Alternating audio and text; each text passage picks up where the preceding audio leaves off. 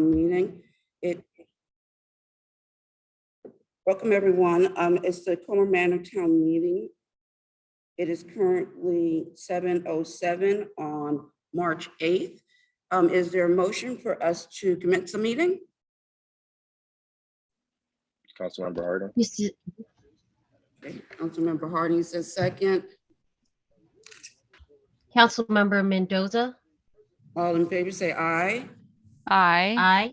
Aye. Any opposed? All right. Didn't bring my gavel. The meeting is now in order. I thank you all very much. Before going into the agenda, there is one item that I forgot to put on here. I think you guys will be very happy about, and that is the swearing in of our new officer, Alex Kelly. So is there a motion to accept the amendment to the agenda? I will make that motion as stated, Mayor. All right, second. I'll second it, Councilmember Hobbs. Okay, all in favor say aye. Aye. Aye. Aye. Any opposed? Nope. All right, motion carries, and we'll add that to the agenda.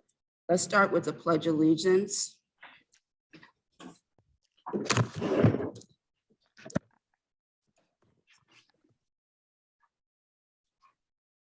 I Pledge allegiance to the flag of the United States of America and to the republic for which it stands, One nation, under God, under God, indivisible, with liberty and justice for all. All right, if we can now have a moment of silence, I mean specifically, state the most prominent thing on our planet right now is what's going on in Ukraine, and thinking about the people there and what they're going through, but also thinking about the people here and around us with mental health challenges and other issues and the gun violence on the streets. And let's just have a moment of silence for what this challenge is on all of us as a planet.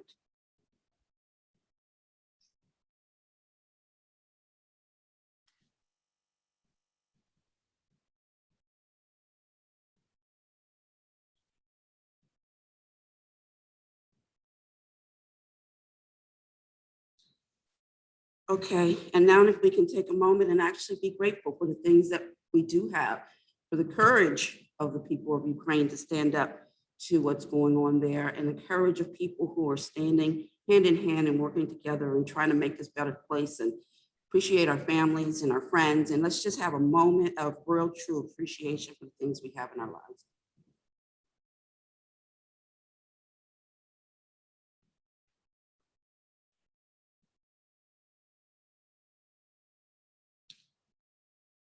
Okay, thank you all for that. Appreciate it.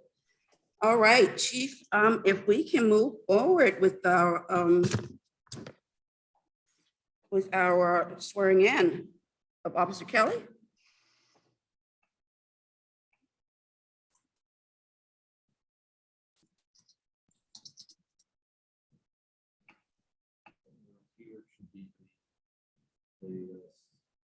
Oh, it's in my package.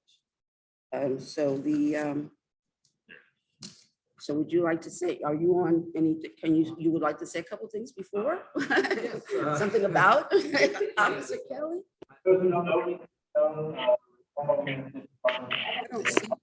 I see, well, wait a minute, we were looking at Officer Chavez. Now he's got it. And again, Chief Stone, I'd like to welcome our newest officer to the Away from you. town of Colmar Department, and that's Officer Alexandria Kelly, graduate of the Police Academy at Anne Arundel Community College, and she will be sworn in today, and it just happens to be Women's Day. Yay. We want to welcome you. Come over and the mayor will be the honor.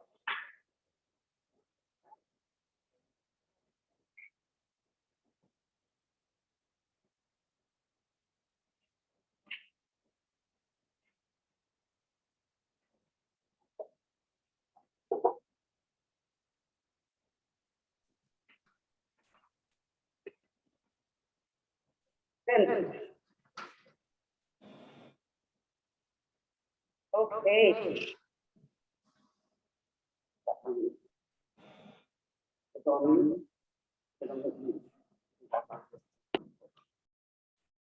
Okay, I, Alexander Kelly. Do swear and affirm. Okay,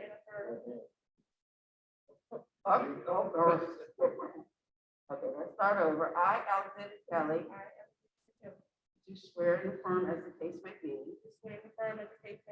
That I will support the. Constitution of the United States. And that I will be faithful. And bear true allegiance. To the state of Maryland. And support the Constitution and laws thereof. And that I will. To the best of my skills and judgment. Diligently and faithfully. Without partiality or prejudice. Execute the office of police officer. For the town of Colmar Manor, Prince George's County, Maryland. According to the Constitution. And the laws of this state. And the charter of Colmar Manor, Maryland. Thank you very much. I, Star Barrow, subscribe and sworn before me, Mayor of the town of Colmar Manor, Prince George's County, Maryland, this 8th day of March, 2022. Welcome to the town. Thank you, thank you, thank you. Thank you. Thank you. Congratulations. Thank you. Want to take a picture with the chief? Oh, yes. I see clapping. Thank you all. Hey. And then, okay. All right. All Thank right, you, guys. thanks so much. Yes. All right, thank you, Laura. Okay, take care. Appreciate it. Ooh. Aren't we having fun with this technology? So, and I want to make sure, and wait a minute, Chief.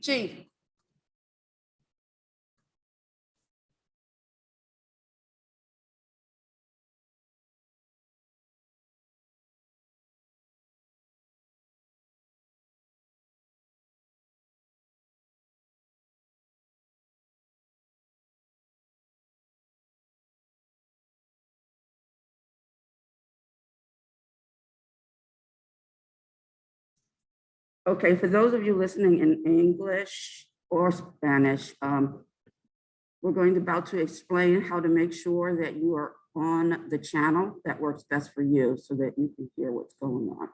So the chief is going to do that in just 1 second.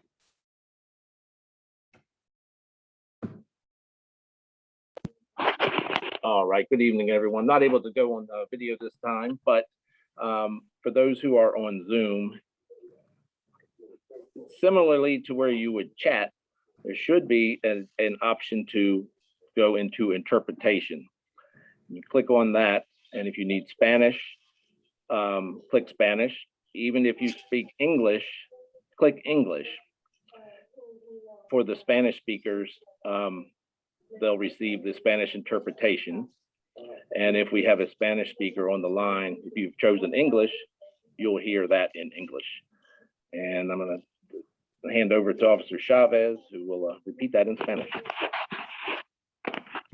Buenas noches. Para los que estén interesados en recibir y escuchar la reunión en español, se puede ir a la opción donde dice opciones y ahí va a estar el botón para que pueda presionar donde dice español, Spanish. Y usted va a poder recibir la reunión en español. Si usted lo deja en inglés, la reunión se va a continuar en inglés, pero usted tiene la opción de poder escucharlo en español para que pueda entender la reunión. Muchas gracias.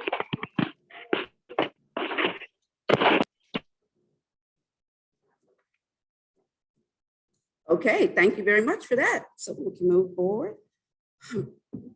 Going on, next item on the agenda is report on the work session. So last week on March 1st, we had a work session between the mayor and council. Excuse me. On this work session, we have item ARPA timeline and draft survey. That is the American Rescue Plan Act, for which the town has received $1.3 million to dispense of. And we have contracted someone to support us and help us on this, prepared a survey. The survey went out by email and by text message, and I believe there'll be some deliveries going out by the council members to other individuals as well. If you haven't filled out the survey, please do so. I'll send out a reminder tomorrow and check with our consultants to see how well we're doing. The next item on the agenda was and the purpose of the survey, just to say, is to get everybody's input on what are the things that the community feels we need, so that we can start to prioritize and find the best way the most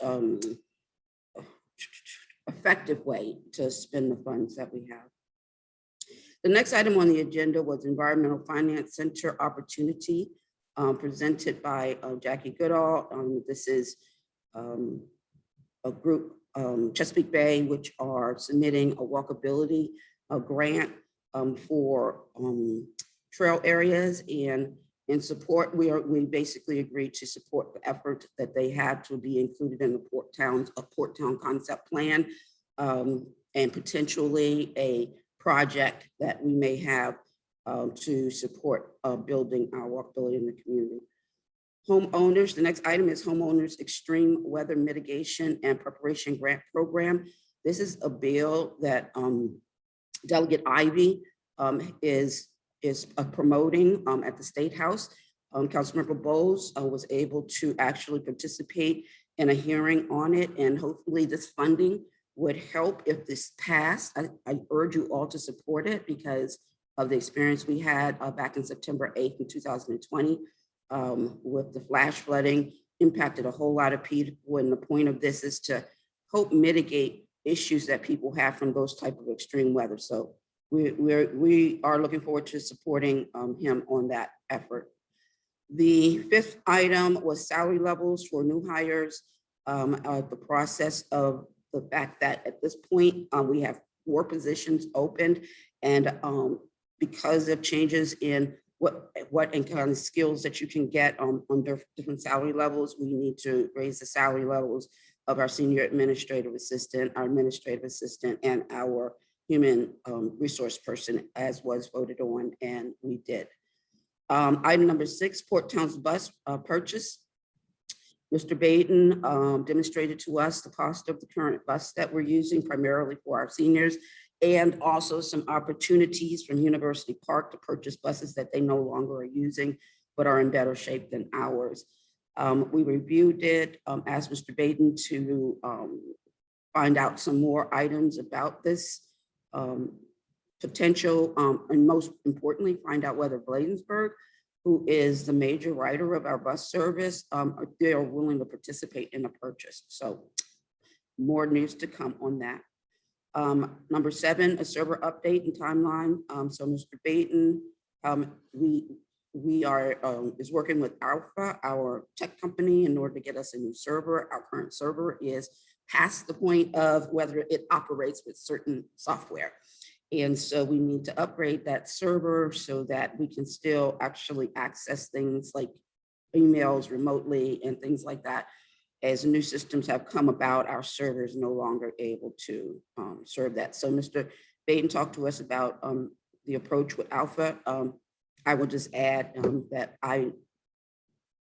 he and I actually had a conversation the next day with the group to talk about the timeline, and they're dealing with some supply issues, as you hear about on the news all the time. So we are hoping by the middle of, or by the end of this month, that we know clearly how soon that will happen.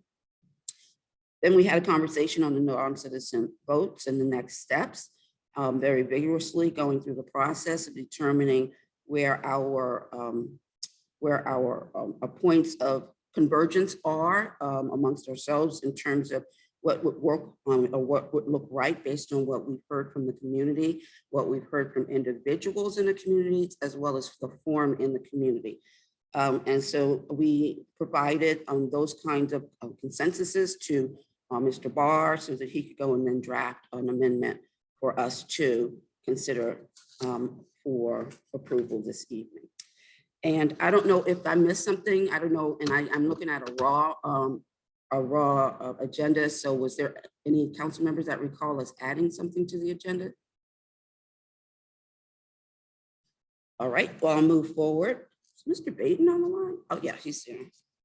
Mr. Baden, do you have anything? No, I think you covered everything from the work session. All right, okay, so moving on, the next item on the agenda is the treasurer's report. Mr. Baden, you want to give us an overview? Sure, I'll give a brief overview. I don't know if Tracy is enabled screen sharing. I could probably bring it up, and if not, I'll just, you have copies that I sent out earlier. Tracy told me I had screen sharing. Do I have screen sharing yet, Tracy? You should. It says, let me try, go back out. There we go. All right, you should be able to see that. So this is a copy of the treasurer's report for the month of February. It covers the period July 2021 through February 2022. Our fiscal year ends on June 30th. So this is 8 months of the fiscal year. First page has the revenues. Total revenues for the period was $1,862,000. Largest portion of that revenue came from real estate taxes of $979,000. We've collected the majority of that to date. We budgeted $1,005,000, so there's $26,000 left to be collected. That should be collected before the end of the year. Some of the other larger revenue sources are personal property taxes of $38,000, income taxes of $65,000. Rental income has increased because we're back and able to rent out the facility. So we're at $42,000 of a $50,000 budget there. And then one of the other larger items at the bottom of the page is the revenues from the American Rescue Plan. The city received about $1.3 million from the American Rescue Plan. And that is eligible to use for any general government or any governmental purpose. Hopefully, some of you have seen a survey that has gone out asking for your input on the use of these funds. And then we are also going to be having a public hearing later on this month where you could come and express your verbal desire for the use of those funds as well. The council will take those recommendations as well as recommendations from staff and council members, and we will develop a plan for the use of those funds. They have to be obligated by December 2024 and expended by May of 2026. So, definitely wanted to point that out. Look for the survey, please send it back. Your input's important, and then also attend the meeting. And I don't have the date right in front of me. If someone could help me out with that. It's the end of the month. And if you attend both, we will also be giving you a $10 gift certificate. So, we really want your input and we encourage it. If you participate in the survey and the meeting, you'll be given $10. So, moving on the report, we have expenditures by department. I see all the general government expenditures here for the operations of the general government of the city, $240,000. We have payroll taxes and benefits of $57,000. Senior van operations, $25,000. Code enforcement, we were without a code enforcement officer for a large portion of the year already, and share that code officer with the town of Cottage City. They have not billed us. They actually pay the officer and then bill us, but they have not billed anything for that. So even though this shows 0, there are actual expenditures that have been occurred, and hopefully we'll be getting those billings from Cottage City shortly. Public Works, total cost $172,000. Some largest costs here are salaries and waste collection. Waste collection is for the contract we have with Bates Construction. Community Center Town Hall, $153,000. These are the operating costs associated with Town Hall, with the largest amount being debt service on the mortgage or the loan that was used to build the facility. Under public safety, we have $221,000. Largest portion of that, again, comes from salaries. And community center operations, $11,398. It's mainly associated with the expenses incurred for rentals, hall watchmen, things like that for the rentals that we do have at the facility. We have obligated and spent some portion, a small portion of the American Rescue Plan. We had bought COVID test kits for $2,700, and we also provided some family and business support for $2,700. So, those were a couple allocations that were approved early on. And, as I said earlier, we have $1.3 million that we're, looking to spend on that. I don't know if I could flip this over from this. Oh yeah, I can. There we go. So on the balance sheet shows the assets and liabilities of the town as of February 28th. Largest portion of the assets comes from cash. We have $287,000 in 3 different accounts, and we have investments of $1,444,000. This is one of the higher points in the year as far as cash balance. We received a large portion of real property taxes in October and January, and we also received the ARPA funds, the first half of that. So the cash balance looks high, but this will get spent as we start working on the ARPA projects, and also be used to help fund the operations of the city through the rest of the year, because real property tax is the largest revenue source that we have. Some other small asset accounts, and then some smaller liability accounts. So that's a quick overview of the report, and ask the council to approve it as submitted. Is there a motion to accept the treasurer's report? This is Councilmember Mendoza. I'll make that motion stated. Your second, Councilmember Harding, I'll second that. and any discussion? Mr. Baton, I have a question on the balance sheet on 2111, a negative $5,066.55 in direct deposit liabilities. You know what that is? Not off the top of my head, but I could look at that and get back to you. Okay, and I also wanted to just ask, are we going to get a report on the progress on resolving the deferred property taxes that the auditors mentioned we should be? Yep, I'm working on that. Okay, do you know when about we might be able to get an update, maybe the next work session?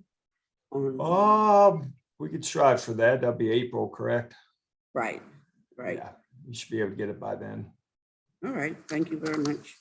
Any other discussion? I'll call for a vote. Ward 1, Aye. Ward 2, Aye. Ward 3, Aye. Ward 4, Aye. and the mayor votes aye.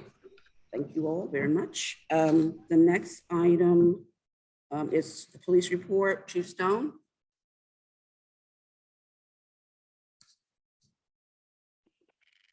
Good evening, everyone, and I'll start out with just sharing my screen and just get right to it. For the month of... Excuse me, I'm hearing something that sounds like something is clicky click.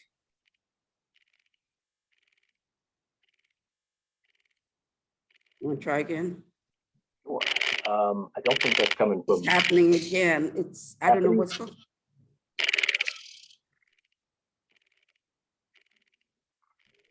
I'm not sure what that is. Let me just continue on. We had, Can't hear you. I don't know what it is. Is your phone and your computer both on?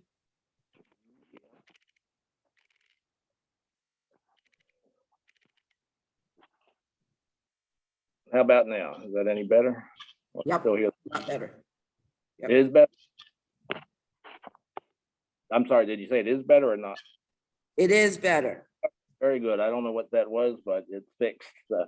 Sorry about that. We had 66 calls for police service in the town of Colmar Manor during the month of February. Just to highlight a few of those, there was one for an armed person, and I'll address that later in the report. Unusually high was 15 calls for disorderly subjects, and looking at those, all of those were in the commercial area except for one, and those in the commercial area were things such as someone in the lobby loitering, things of that nature. One was in the residential area in the 3400 block of 40th Avenue at about 3 in the morning. There's a complaint from a driver of a vehicle, said their passenger would not leave. Police came and the passenger left. And we had a call for the sound of gunshots, 4200 block of Bladensburg Road, and nothing was found during that. For the calls for service that actually resulted in a police report, I'll touch upon those, each of those real fast, and that we had a vandalism reported in the 4300 block of Lawrence Street. Someone's windshield was damaged along with the interior of the vehicle. Had a lost license plate reported in town. At 3801 Bladensburg Road, which is in Port Town Shopping Center, a vehicle was reported damaged. We had a juvenile reported missing from the 3900 block of Newton Street. That person has since returned home. We had a theft from auto at the Port Town Shopping Center near the CVS. The window was broken and property was stolen. We had a stolen vehicle reported at 42nd Avenue and Lawrence Street. That vehicle was recovered by Maryland State Police, unoccupied, and there were no arrests. Shoplifting at Pair Foods. There was the shoplifter was apprehended. Property was returned to the business, and a criminal citation was issued. And finally, at a auto repair shop, 4300 block of Bladensburg Road, 2 catalytic converters were reported stolen. For traffic accidents, there's a number of traffic accidents reported in the town during the month. Most of those did not require a police report. One did, and that was on the 7th and the 4000 block of Bladensburg Road. No injuries were reported. For traffic enforcement, we had 3 traffic stops, resulting in 9 violations. For our neighborhood watch, we have not had one in a few months, but it will be picking up this month, and that will be on the 24th. And we may have that, it's at 7 p.m., maybe in person, and maybe on Zoom, not sure yet. For our animal complaints, most animal complaints in the county are handled by Prince George's County Animal Control, but we do try to handle some of those, the minor ones that occur in town. On the 8th, we had a complaint of a dog continuously barking in the 3400 block of 42nd Avenue. We went down and spoke with the owner of one of the dogs, and we've been back a number of times since, and that issue seems to have been resolved. Complaint of a loose dog up on the ball fields on the 10th. That was not located. And complained of a barking dog on the 3700 block of Monroe Street. That may be a continuing problem, and our code enforcement's looking further into that. And on the 23rd, we had 3 loose dogs, 3700 block of Monroe Street, and those were all captured and returned home. Nobody got bit, none of the dogs were injured. For code enforcement, I'll refer to that report on page 4, and a list of his activity is there. And it's kind of a short list this month. We only had him for half of the month. And the follow-up on that is listed will be occurring in March, or is occurring now. And lastly, I've been talking over the last couple months that we've been working with PEPCO regarding additional streetlights in the town. Came out of a neighborhood watch meeting back in October or November. We talked about a few dark spots in town, and came up with 5 lights, or recommended 5 lights to be added.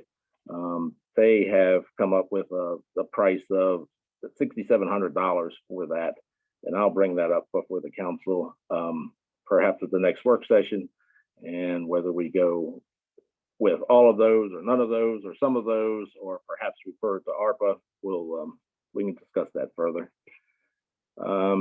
We sent out notice that Maryland Park Police had a deer management project here in the town on the Colmar Manor ball fields twice in the month of February. And it's kind of unusual. It's not unusual for the county. They do it in the larger parks throughout the county, but it is the first time here in Colmar Manor. They did it twice. They close off the park completely, block all the roads, all the trails. They have a police officer stationed at pretty much all the corners of the park. And that went ahead without incident. At the bottom of my report, I got a little sign there that says no hunting. And I bring that up because at the beginning of the report, I mentioned a call for an armed person. And we have had a couple of calls during the month of February, both us, Colmar Manor Police Department, and Maryland Park Police, for someone going up on the ball fields and hunting during the day. And it seems to be a legitimate complaint. And I put the sign there because we don't allow hunting. If you know of any neighbors, anybody that's going up there and hunting, tell them not to do it. It's really, nothing good's going to come out of that. Whether a person gets hurt or the person with the gun gets hurt, we just want to avoid all of that. And again, I'd like to welcome Officer Kelly to the town, since she was sworn in earlier. That's it for the report.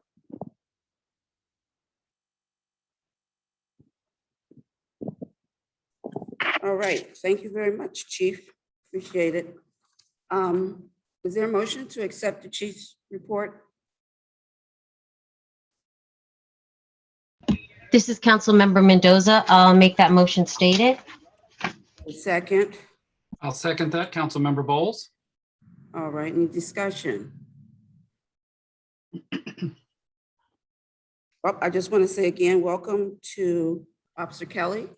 And, look forward to us having a complete police department. And I want to say thank you, Chief, for your community policing that you do, and Officer Chavez hanging in there with us. So thank you all very much. I'll call for a vote. Ward 1. Aye. Ward 2. Aye. Ward 3. Aye. Ward 4. Aye. All right, Mayor votes aye. The report is accepted. Thank you, Chief. Okay, so I'm going to move on to our community groups. We have, I believe, so the Garden Club. We have an item on new business for the Garden Club, and so I will accept your going ahead and discussing what that is, as well as your report on other things gardenist. Thank you. Okay, Ms. Mayor. Kennedy.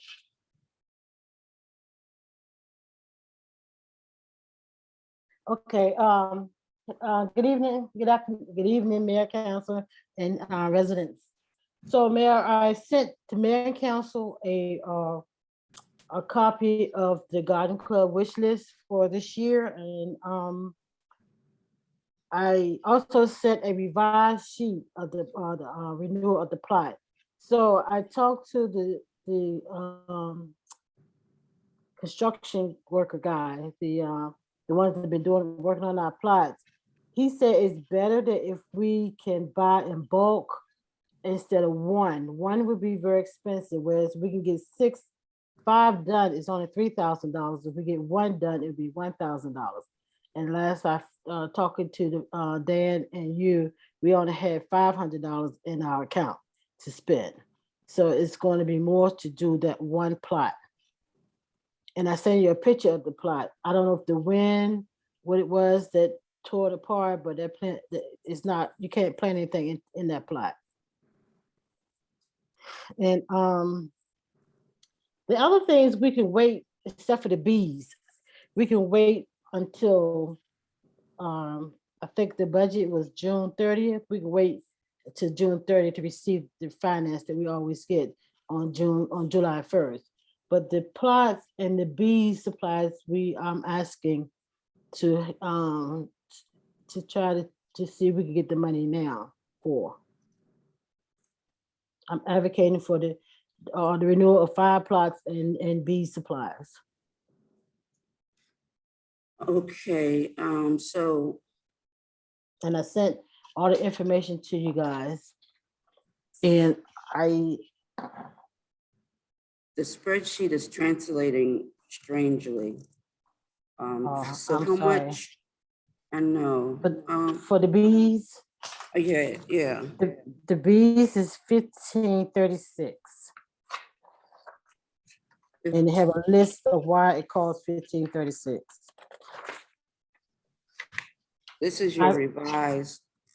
You know, those That's- extra spreadsheets aren't showing up on your revised like they did on the first one.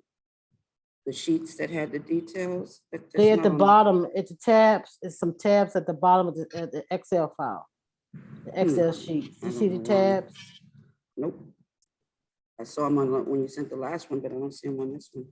Oh, the last one I sent is just a regular sheet of a revised sheet of the plot, that one plot. The one I sent today. Yeah, so the one that I'm looking at from that came today, there are no Yeah. tabs. I don't see any tabs. No, on it's it. just one sheet. It's just one sheet that I sent. Oh, okay, because it says the bees are $420. No, that's not what I sent. Okay, let me see. I'm not sure what you're looking at.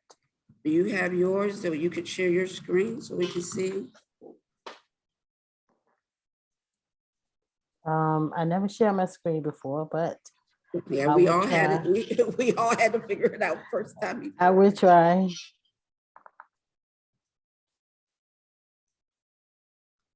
The 420, Mayor, is just for the hive parts. And then she has a list of a good number of other things there Yes. broken out. 8 Oh. frames, extra frames, deep frames, etc. Everything on this list is for the bees. Yes, for the Gotcha. bees. All right, Yeah. thank you so much, Councilman Bowles. That helps. Yes. Okay, so the total width for the bees is 1536, and this is Yes. okay, got it now. Okay, So speaking about the bees, we're gonna have a session on Saturday from 11 to 12 to try and educate the community about the bees, only because neighbors, by putting the bees in the garden, the neighbors are having concerns about the bees. And so we're trying to educate them, let them know the bees are friendly and safe. We are more threat to them than they are to us. So I asked Amy to come online so she could explain the bees to you, because I can't explain too much about the bees. She has been taking classes and everything. So I'm hoping she pops up soon because she's in class right now. But yeah, she's advocating to put the bees back into the garden. We had them in the West Garden and they didn't do well in the West Garden. So Amy, she volunteered to work with the bees here and try and keep them up, because we didn't do well keeping them up last time we had them. okay, you said, when is the class? It's gonna be Saturday at the East Garden, because that's where she wants the bees to be. 4329 Newton Street from 11 to 12. And we're gonna try to get a flyer out to the neighbors so they can come out if they're interested in hearing about the bees. Okay, and what time did you say? 11 to 12.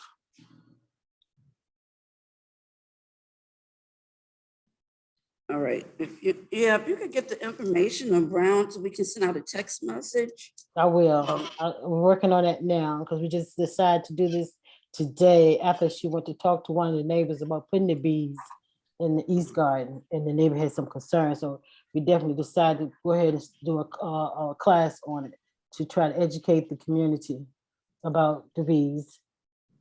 Yeah, I think that's a smart thing to do, and maybe even a couple of times a year, not, I agree. Yes, and Right. we will work on that, definitely.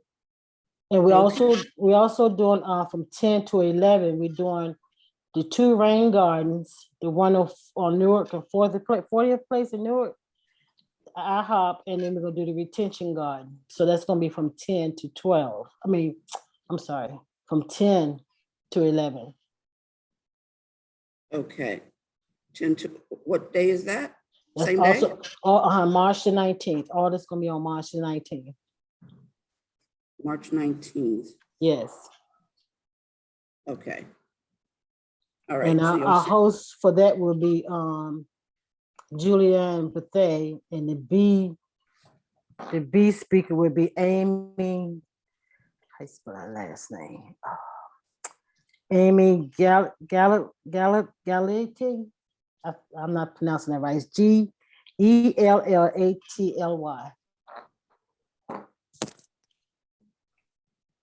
All right.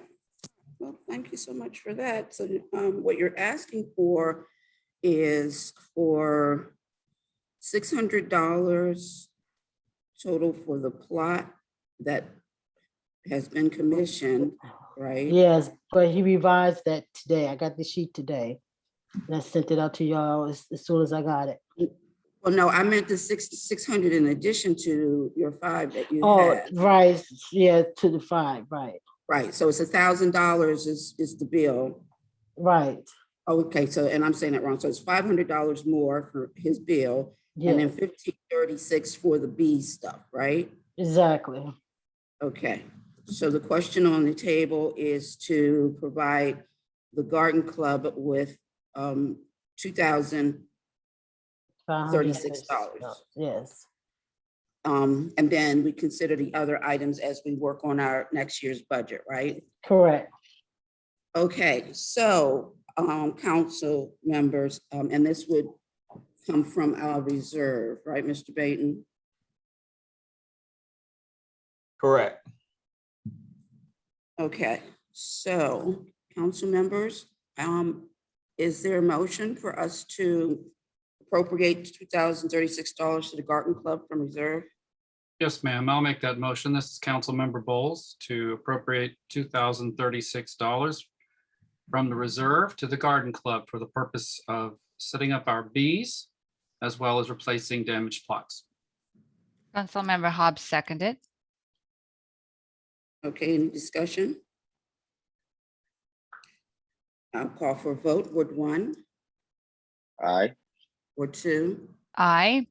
Ward 3, Aye. Ward 4, Aye. and the mayor votes aye. Thank you so much. We love the Garden Club. Thank you. Thank you. I love you guys too. I really appreciate this. This is really, this is much needed. Yes, Thank it you. is. It really is, and it's really helpful for community. All right. Anything else you need to share? Move on to the rec council. So next April, we'll be doing a cleanup on April the 16th. And we're asking the students here, if they want to come out, they need community service hours, please come out or email me at Colmar Manor Community Garden at gmail.com. If you need any community service hours, I'd be glad to help, accept your help, because we definitely need it when we're working in the garden. And If you want to become a garden member, same thing, Colmar Manor Community Garden at gmail.com. Thank you so much. Okay, so Recreation Council, Ms. Jackson. Yes. Good evening, Mayor and Council, Dan and Chief, and also the residents online. I just wanted to say thank you for you all allowing us to redo our plots on the Garden Club. I am also an active member of the Garden Club. Our next recreation meet will be Monday, the 14th. And I'm not sure, are we allowed to meet in the building for our recreation meeting? And I asked that because I wanted to do an inventory, exactly what we have downstairs. Yes, you are allowed to meet in the building. We are, open for business. We just still require mask and waivers. Okay. All right. So I wanted to meet in the building on Monday at 7 p.m. so we can go over and see what we have downstairs for our Easter event. I had on the agenda to have our Easter event that Saturday, April the 16th at Blues Park. We're looking for volunteers. I have to discuss with the recreation, our little small group, the time, because I just heard Miss Epps saying they were going to have a cleanup the same day. So on that day, we're both striving for the volunteers. We'll take students and we'll take adults for our Easter events. It's normally a very high demand, a very nice turnout, and we hope we don't get any rain. We're going to have fun games. We're going to be making your personal Easter baskets. We're also going to have a DJ. And like Ms. Epps said, you can also get community service hours. So our next meeting will be next Monday, and hope to see you there. If you have any questions, just let me know. Ms. Jackson, this is Councilmember Bowles. How are you this evening? I'm great. How are you? I'm doing just well, and I really appreciate everything you do. You're on every committee, I swear you are. This is my town. I can't complain if I don't get involved. There you go. I'm sorry if I missed, I was writing in your dates, but I'm sorry if I missed, is there still going to be the town swap? Well, that's something we can discuss on Monday. I didn't put that on the agenda today, only because my schedule is crazy at work. And because we only have 4 people on the rec team, that's myself, Monica, you, and Melinda. So I just wanted to, that could be overwhelming. So we can discuss that on Monday. The swap would just be that we do a free community yard sale and, have tables out, and it's also a green activity. And it's also where people getting rid of stuff that's in their closets. But I kind of pushed back on that because I was really saddened about the fire that was in Silver Spring. So I know the things that in my home is going to really be donated to them. I see. Okay. But if that's something that the community is looking forward to do, yes, I will.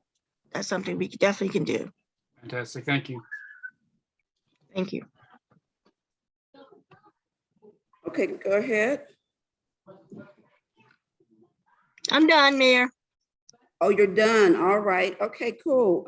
So do you want to, since again, so that we can get out like a message to the community about the meeting on Monday? So you have something, or you just want?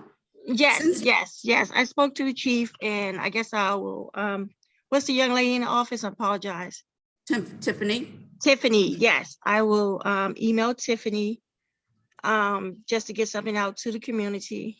And if you can't commit to all the activities we have for the recreation, if you can just commit to some of them, we will be glad to have you. If you can only commit for that day, we'll be glad to have you. Thank you.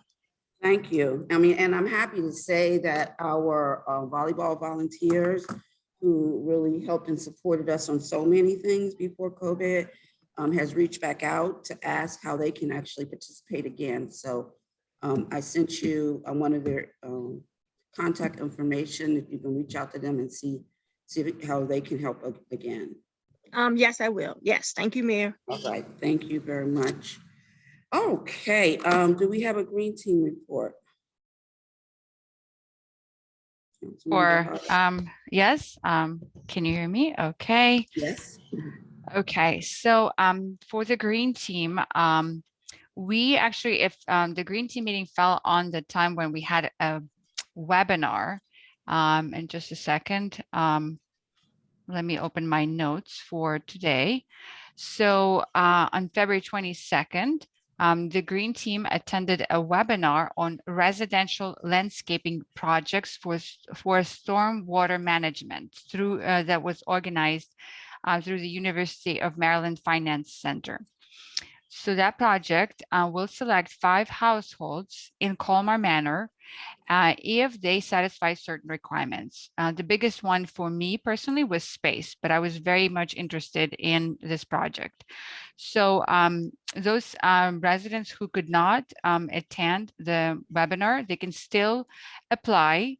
There's a link, and I'm sure you can find information on our website, Colmar Manor website, where you can complete the application for the residential site inspections. Basically, your yard will be inspected and potentially selected for the beautification project. And they also distribute, they're different, they can also distribute barrels for stormwater management. They can plant trees, they can do landscaping. So there are different ways to participate in this project, but only 5 households will be selected for the landscaping project. So that was just on the regarding the green team meeting report. It was again during the webinar that was very, very useful for us to participate in. Thank you. Thank you very much. And Ms. Goodall told me that there was a really good response beyond the webinar from Colmar Manor. And I understand if some of the other towns don't fulfill their numbers, that is likely we have more than what our 5, so that we might be able to accommodate more. Well, this is great news. So we might as well, again, put that information on the website, the links, so people can just complete the form and they won't lose anything, you know, by having somebody to come in and inspect their yard and say, these are your options, for instance. That's wonderful. That's great news. Thank you for participating also. I'm very excited about this project. It just moves us forward with our sustainable opportunities. Arthur, Councilmember Bowles. Nothing really to report there. I did speak with Atha today regarding our citizen numbers here and resident numbers, so that they can give us our annual fee based upon 25 cents per resident. And they'll be reaching out to us for our budgeting season. And that's where we are with that. Thanks. Okay, thank you. Do we have an AWS report? Councilmember. I have no report for Watershed Society. Okay. Do you know when Earth Day is? Yep.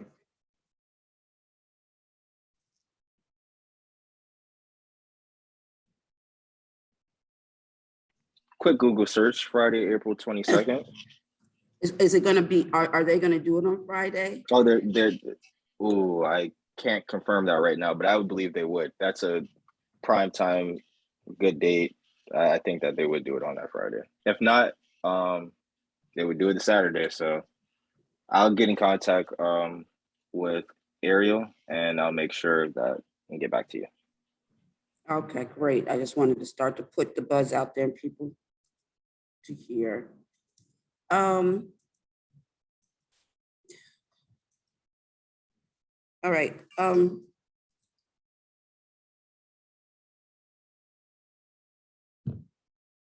if sorry, Mayor, if I may just add for the PAT related workshops that we have planned for March, I reached out to Ms. Brooks.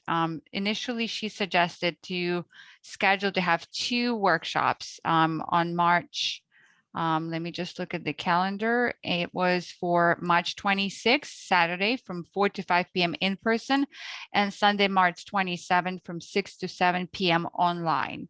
So I'm still confirming with her if this time and day works for her.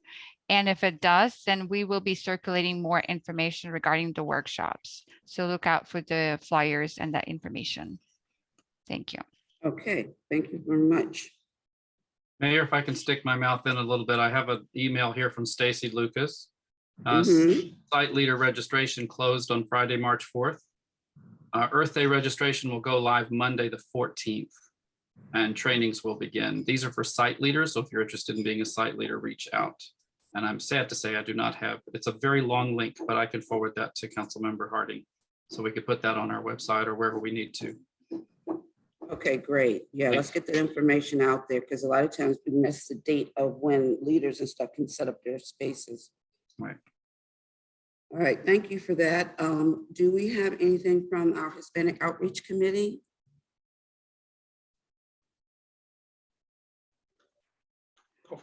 Sure.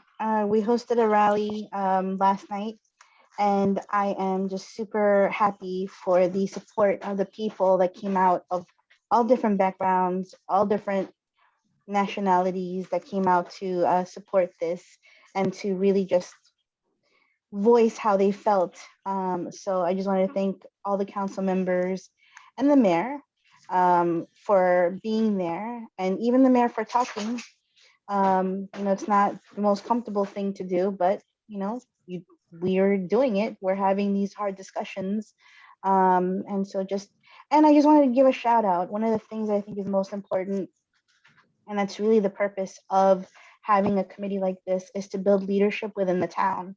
And so there is a neighbor of mine, her name is Sara Campos. And I've honestly just been amazed at her courage, her bravery. She spoke last night, and these are the things that really feed me personally. It feeds my soul. And so I just want to give her a huge shout out, because these are not things that are easy to do, especially when you don't speak English. So, but that's all that I have for now. Thank you very much. And happy International Women's Day, actually. Oh, well, happy International Women's Day. Thank you for that. I want us to complete the resolution so that we can approve the final resolution to make the Hispanic Outreach Committee official town supported. And I'd like for you to consider, we're working on our budget right now. If there are going to be things, we do provide a budget for the Rec Council, we provide a budget for the Green Team. And if you want to consider what that might be on that committee as well. Let's get it more official. All right. Thank you. Thank you for that update. Next item. Did I miss any of our groups that we normally are communicating with? I will just mention that there is a process in place trying to revive the Port Towns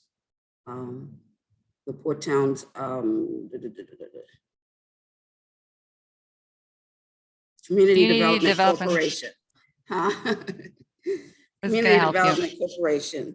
And we'll, keep updating on where that goes. And we're looking at the charter and having someone to communicate to what we do next. Mayor, I do have one just short thing from the Neighborhood Watch. Just to reiterate what the chief said, 7 p.m. on Thursday, March 24th. And in speaking with Ms. Blue yesterday, I believe that the location she is contemplating is the town sign where the rally was last evening. Neighborhood Watch, Thursday, March 24th. Thank you. Thank you very much. All right. I thank y'all for all those reports. Our next item is our resident comment. If you are a resident and you would like to comment, either use the raise your hand component on Zoom or wave your hand. And then I will call on you based on what I see on the screen, and then you will report your name and your address or comment.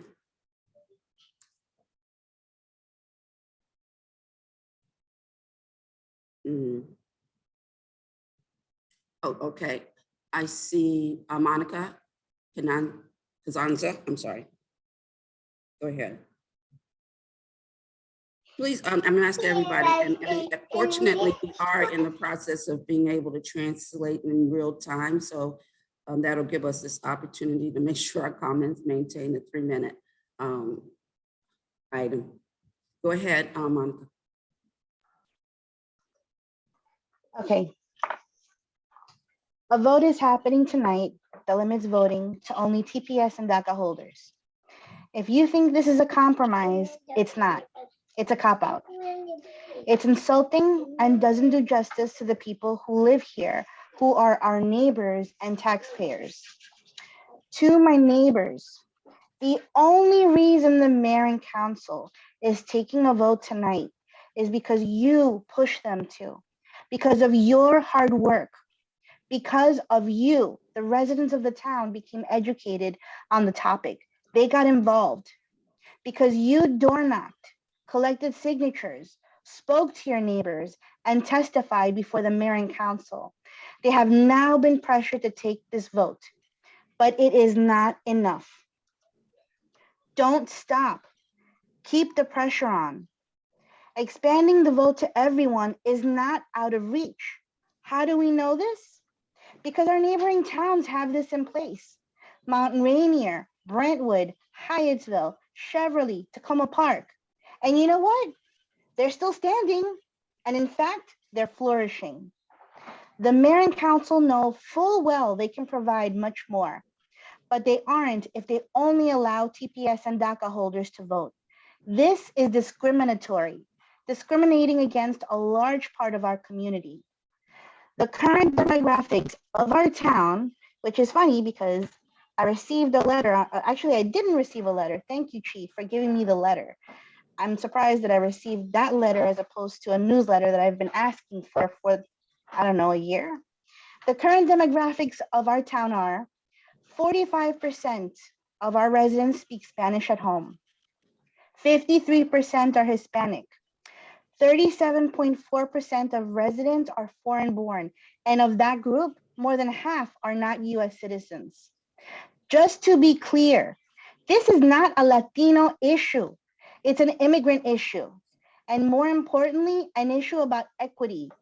We're not here to talk about immigration, who belongs here and why, how they came here and why.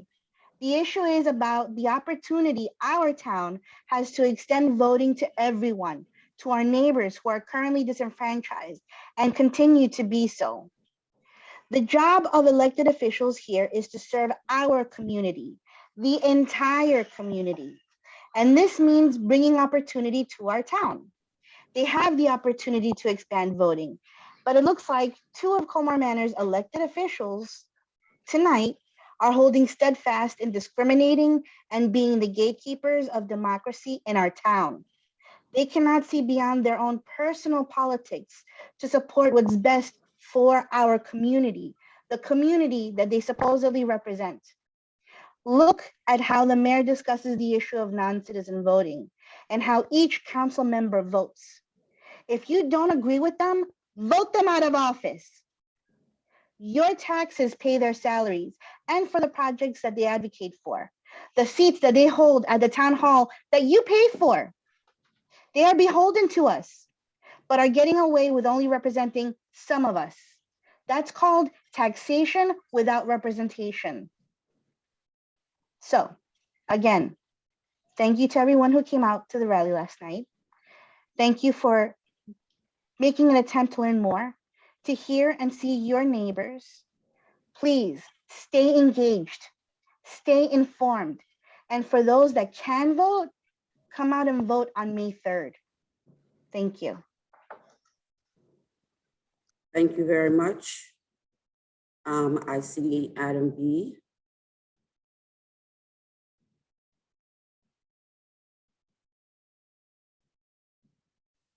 see, does this work? Can you hear me? Okay. Look, I don't know. I'm not, I don't think this is that, it doesn't, this is a super small town. I mean, it's like 1,500 people, about 400 houses, about the same size as like a large apartment building. And so I think it's useful to kind of sometimes look at issues kind of as though we were like a large condo building or apartment building. And it's small enough where we don't have to deal with federal issues. We don't have to like let federal policies deal with command what we do here. We can set our own agenda and come to a consensus. Like a lot of people can come fit. We could almost fit the whole town into the town hall, which is not really true of a lot of places. So I think I don't have a lot of complaints about my town council and leadership. I think they've done a great job being open to the residents and wanting to engage the residents, and are really open to input from people. Mr. Baden said, your input is important and we want your input. And to me, this comes down to really just like a pocketbook issue. That I'm an economist. That's the first thing I go to. This is really like a diverse town, but the one thing that we all have in common is that each of us has outbid everyone else to be here. That whether you're a renter or a homeowner, you paid more. A lot of people are willing to pay a lot of money to live here, and we've all paid more than everyone else to live here. We've been willing to pay the most. And that might seem like a small thing, but I found that I have more in common with my neighbors here than I did in my hometown of Peoria, Illinois. And I don't think that's an unusual experience here or anywhere. And that's why we need to get feedback, about ARPA or anything else from all our neighbors before we like make decisions. Turnout has been pretty low. I don't think like the actual thing of voting is really what's at stake here. It's really comes down to who is welcome, who is treated as important. And I think it does us all good to treat our fellow neighbors as though they're important. If this were like a homeowners association or a condo board, we wouldn't say, no, people who aren't citizens can't vote. I don't think there's any homeowners association in the country that does that.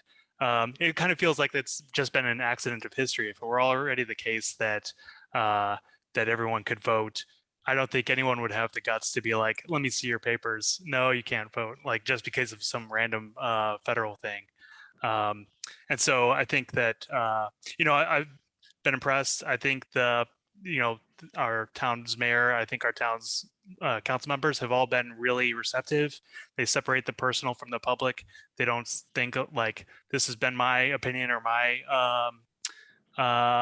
way that I see the world. They've been open to listening and hearing things. And that's not just this issue, that's every issue that I've interacted with them on. So I think that it's not just a matter of like doing the right thing. It's also a matter of doing the smart thing, which is joining the rest of our towns around us and expanding voting to non-citizens. I think that's a good look for the town, and it will help our town in the future. Let's see. I guess the last thing I would say, I'm also like a statistician. I work at the Census Bureau. I don't think the stats like have anything to do with it.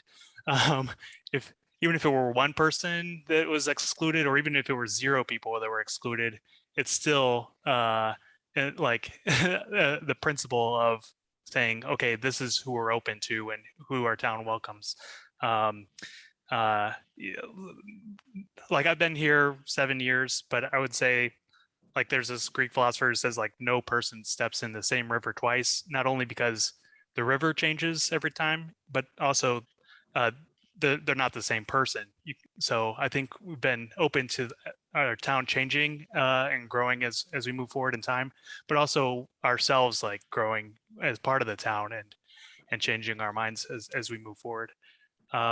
So yeah, that's basically all I have to say. Yeah, I also would say like one last thing is that I wasn't aware of like this TPS or DACA thing, but I don't think that's really a compromise. Like if you are not in that group, then for you, it's not really a change in your status. Like for that person, it's not really like a half measure. Maybe you could say, we'll count your vote as like half a vote, and maybe that would be something. But that's you can see how that sounds kind of ridiculous, and that really makes the whole idea of like a compromise on this seem kind of hard to pull off. I know Brentwood has tried to do that, and I think it's not. I don't know, if you were to tell somebody that's what Brentwood is up to, it doesn't sound like that is like a good idea. It's really hard to. I would be embarrassed, I guess, if I were from Brentwood and they were doing that. And that, yeah, that's all I have to say. I certainly am open to hearing more about this issue from our fellow residents and my neighbors, and I hope my neighbors are also open to learning more and having their views changed by each other, and that's why we're here. Not for like a intense one-on-one back and forth, but I'm hearing and I'm listening to everything anyone may have to say, and I certainly give that a lot of thought. And thank you. Thank you. Thank you for your comments. I see Maya Shepherd. Yes, thank you. Sorry, my face is bigger than I expected. Thank you, everyone, for continuing to consider. Name and address, please. Okay, yes, Maya Shepherd. I'm on Lawrence Street. Okay.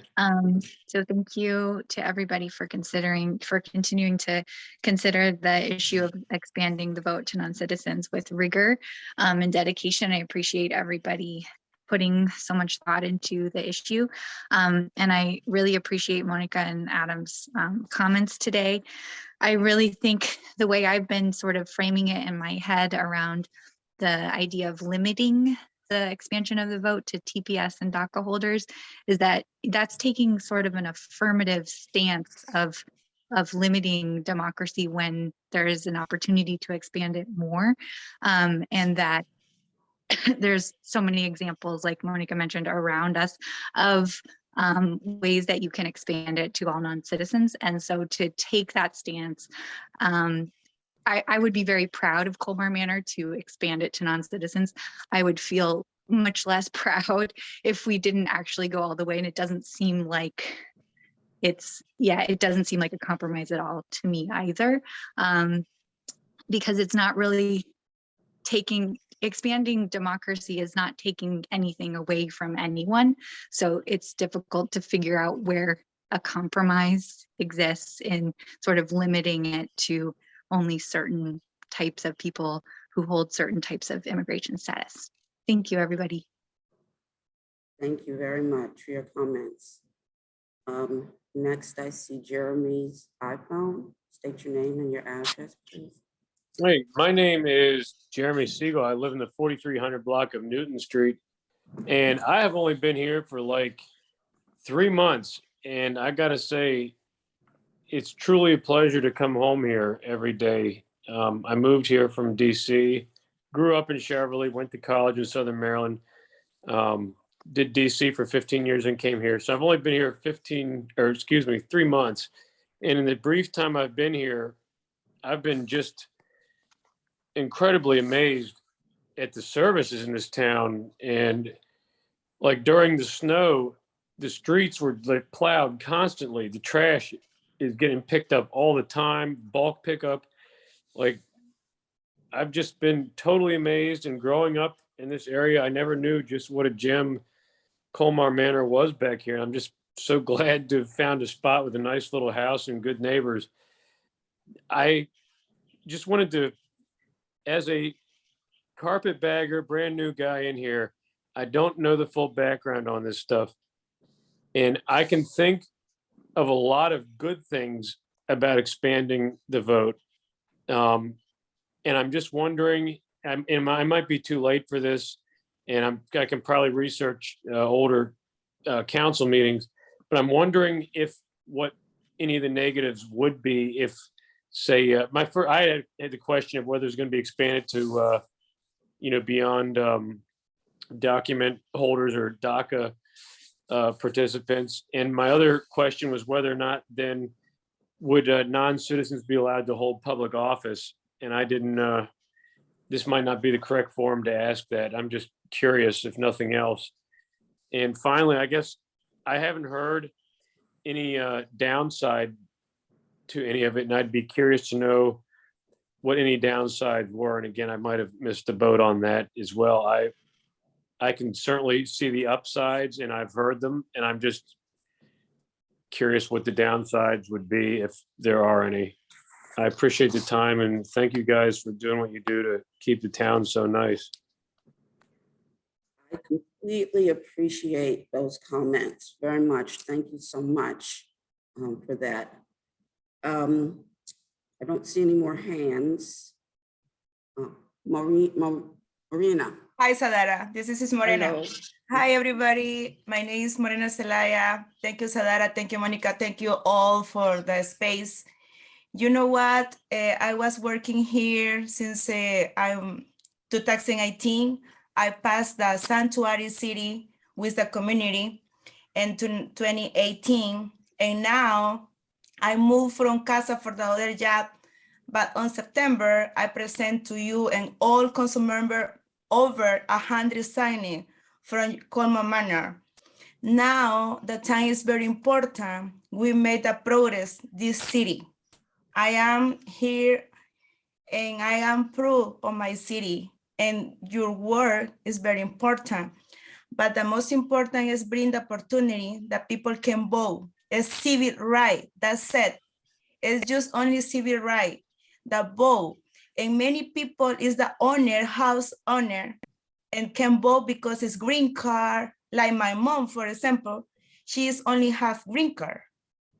And many TPS, many DACAs, but when you put in this block, just only can vote DACA, TPS, or green card, is no equality for that community. Because I know women is get married with guys just only has TPS. It's a family. This city is family city. It's a small city. Just only you go to outside in the evening, you can see the kid. You can see the mom, the woman's outside care the kids. It's only, please thinking about right now, for example, Ukraine is crazy with Russia, right? In 18 years, in the 80 years, El Salvador had a big problem. We had a civil right. I am from El Salvador, and we had a civil right. We moved for the United States just only looking the opportunities. Now it's Ukraine, you know? And then in the 90s, we had a social problem. After civil right, we had a social problem. And the people moved to United States looking the better life. It's not just that you don't vote for yes for this long, thinking only in a few families. Your job is thinking in all city. Your job is thinking in equality and justice and peace and law. Please vote yes for this vote. Just only vote yes is only give the opportunity to the people. Please thinking and make your job better and make we are very proud or our leaders because yours is our leader. Please thinking yes for bring the city, the best city in PG County. It's our home. Colmar Manor is our home. And just only working for keeping well the city. It's your job, vote yes, and please vote yes. That's it. Thank you for your time. Thank you very much for your comments. We have Melissa Minturn. Hey, Sandra. Thank you. Hi. I'm a little bit disappointed in our town that we aren't leading this, right? That we are so behind that Mount Rainier and Hyattsville and all the towns around us are allowing non-citizen voting, and we're behind. Like, we should be leading this, right? Our town is so full of diversity, and that's such a beautiful thing. And having that diversity of thought and that diversity of cultures and giving those people, you know, the ability to speak their minds and to have their vote and to have their voice heard. I'm so disappointed that we're not leading, that we're following. And, you know, to the board members, I would say thank you for all that you do every day, 100%. But you've really heard the community, just like I'm gonna get her name wrong, the lady who just spoke, right? Just like she said, like, regardless of what your personal feelings might be about this, you've heard the community that we support this, and you're there to vote for us, right? And so I really just strongly urge you to vote yes for this. Thank you. Thank you. Thank you for your comments. Okay, I'm going to end. I don't see any on my hands. I'm going to go ahead and end the community comment. I appreciate all of you guys and everything that you have had to say. We're going to go on to the next line item on the agenda. I want to say to everyone who has felt welcome to speak up that I personally and some other council members have heard from a lot more of the community than those who are willing to speak up. And I appreciate you and your speaking up, but I do want you guys to be aware of that there is an audience that you're not hearing from, and we are. And so I hear you, and we are trying to do our best in order to make some accommodations. I will say, as I said last night at the rally, I don't know, charter amendments get made and then they get expanded, but you got to hear from all the people. And I am having the ability to do so, but by people making private phone calls. So I just wanted to share that because that's a real thing. And this is not personal. I am trying to serve something for everyone that I'm hearing in terms of how we can move forward. And as I said last night, we can put a task force together that is a safe zone, that we create a safe zone so that those people who are not or feel uncomfortable standing up and making their statements will feel some kind of a okayness to be more public with their words. And hopefully that will even bring us closer together. We'll learn a little bit more about each other, and I'm hoping something like that can work. So I just wanted to share, because I don't want anybody to think that this is just me going one way or another. We are truly trying to find a way to operate within the voices that we're hearing across the board. And there's more than what is being presented. So with that said, I'm moving on to the next item on the agenda, which is a charter amendment, resolution R1 resolution CR1 501A, additional qualified voters. Mr. Barr, would you like to read the amendment?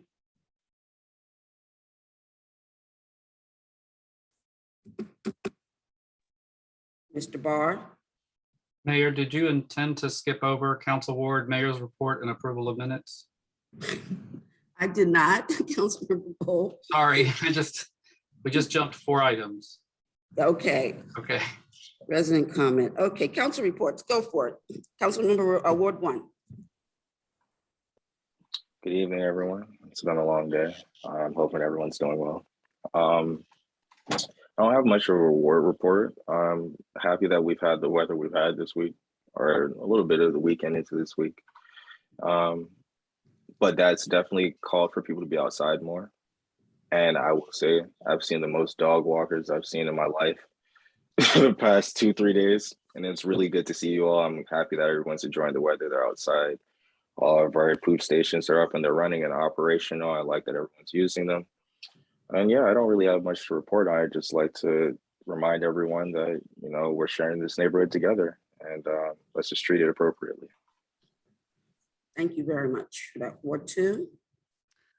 I would like to make a note that apart from live interpretation into Spanish that is happening right now, we have received a translation of the town meeting's agenda. And I would like to applaud our town in providing Spanish language access to the residents. We will be further addressing the question or the issue of providing also language classes to our residents. On maybe like a sadder side, I received a complaint regarding a construction work continuing despite the stop work order. And I greatly appreciate Mr. Charles Reading's investigating the situation. I would like to remind residents that any type of house, fence, or other modification or extension requires a county permit. So please call the county and check with them whether you need a permit. Most likely you will be needing a permit, and it's better to go the legal route than being ordered to demolish your newly built structure. And additionally, I would like also to take this opportunity and welcome our code inspector, Mr. Charles Reading, to attend our council sessions and maybe provide an overview of the notices or violations of maybe some patterns that he has seen in the town, so that the council can be better informed on the situation to make correct decisions and help us identify potential developments in the town. Thank you. This is all for me. Thank you, Mayor. Thank you very Mayor. much, Councilmember Hobbs. Mayor, Yes, I'd like to remind everybody that there are provisions in the town code regarding fences, and they need to be satisfied. They're not very onerous, but they need to be satisfied if you're going to build certain kinds of fences. And everybody should be aware of that. Thank you. all right, thank you. And the code is available on our website, if anybody is interested. Next, Ward 3 report. Thank you, Mayor. Good evening, everyone. As Councilmember Harding said, it is springtime. Our flowers are starting to grow and people are really out. It's great. I've been spending a lot of time walking and talking to neighbors on many issues, including the one we just discussed. It's been quite a busy week, lots of conversations, and it's been very much energizing for me as a public servant to have an opportunity to interact in such an in-depth and positive way. Just want to remind you, we're still in the midst of a pandemic, and though we are doing better and the county mask mandate has been lifted as of February 28th, I still appeal to all to be careful with your own health and safety, as well as those around you. There are those with significant health issues who would like to emerge from the same cocoon that we are emerging from. And it would be great if we could all occasionally be willing to remain masked in group settings, even though it's inconvenient for us, but to take care of our fellow persons who would also like to leave. I have a friend who has several health issues, and she is still locked in her home. And I really look forward to her leaving and for her to feel safe. So the pandemic is not over. It's actually growing in some of our island nations and islands off our coasts around the world. It's appearing where it's never appeared before, and it's flaring. So we still are dealing with this pandemic. It is not yet over. And the actions you take can save lives. As the mayor mentioned, a survey has been distributed to the residents of the town, giving you a chance to speak your mind on the ARPA, or we call it the American Recovery Plan Act, funding and how the town can best allocate it to benefit our beloved town and its residents. Please take a moment to fill out the survey and return it to Town Hall. If you did not receive it, and I was approached by several this week who did not, if you did not receive it in Ward 3, please reach out to me. In the other wards, please reach out to the council or go to the town office and request a copy. It is available in English and in Spanish. A part of that funding is to address stormwater issues around town. So if you received the notification of the stormwater ordinance, part of ARPA's stated purpose is to help with those matters. Even though it has been opened up for small towns such as ours with lower amounts of money, it is still a guiding force in how we want to address the town's needs. So let us know if that's important to you. And the public forum on this matter will be March 29th at 7 p.m. We're asking that the survey be returned to Town Hall by March 14th. Please plan to be present at that meeting if at all possible. Thanks to the residents who reached out about lighting issues in our ward, Ward 3, and then also in Ward 2, the town has responded, and I believe those lights have been fixed, but there are more to come. The regrading on 41st Avenue is a long delayed resurfacing of the road, which is now happening this week. There is no parking on the street while this work is being done. When done, the street surface will be fresh and a speed hump will be returned just as it was. Again, very special thanks to our Ward 3 residents, resident who is doing frequent cleaning of trash from our streets and showing his young child what it is to be a positive influence in their neighborhood. Please join them. I plan to, and please help them by making sure that the front of your property is clean and clear of dog poop or other debris. We live in a beautiful village by the Anacostia. Let's keep it gleaming. We are in a time of war, and a world leader is reminding us that he has nuclear weapons. We are still in a time of pandemic. Gas prices are going up, and we are in an inflationary period. In short, there is much stress in the world today. These situations are adding weight to everything we already go through on a daily basis. Please take a moment to be kind and lead with kindness. Mental health is physical health, and we are all going through something together.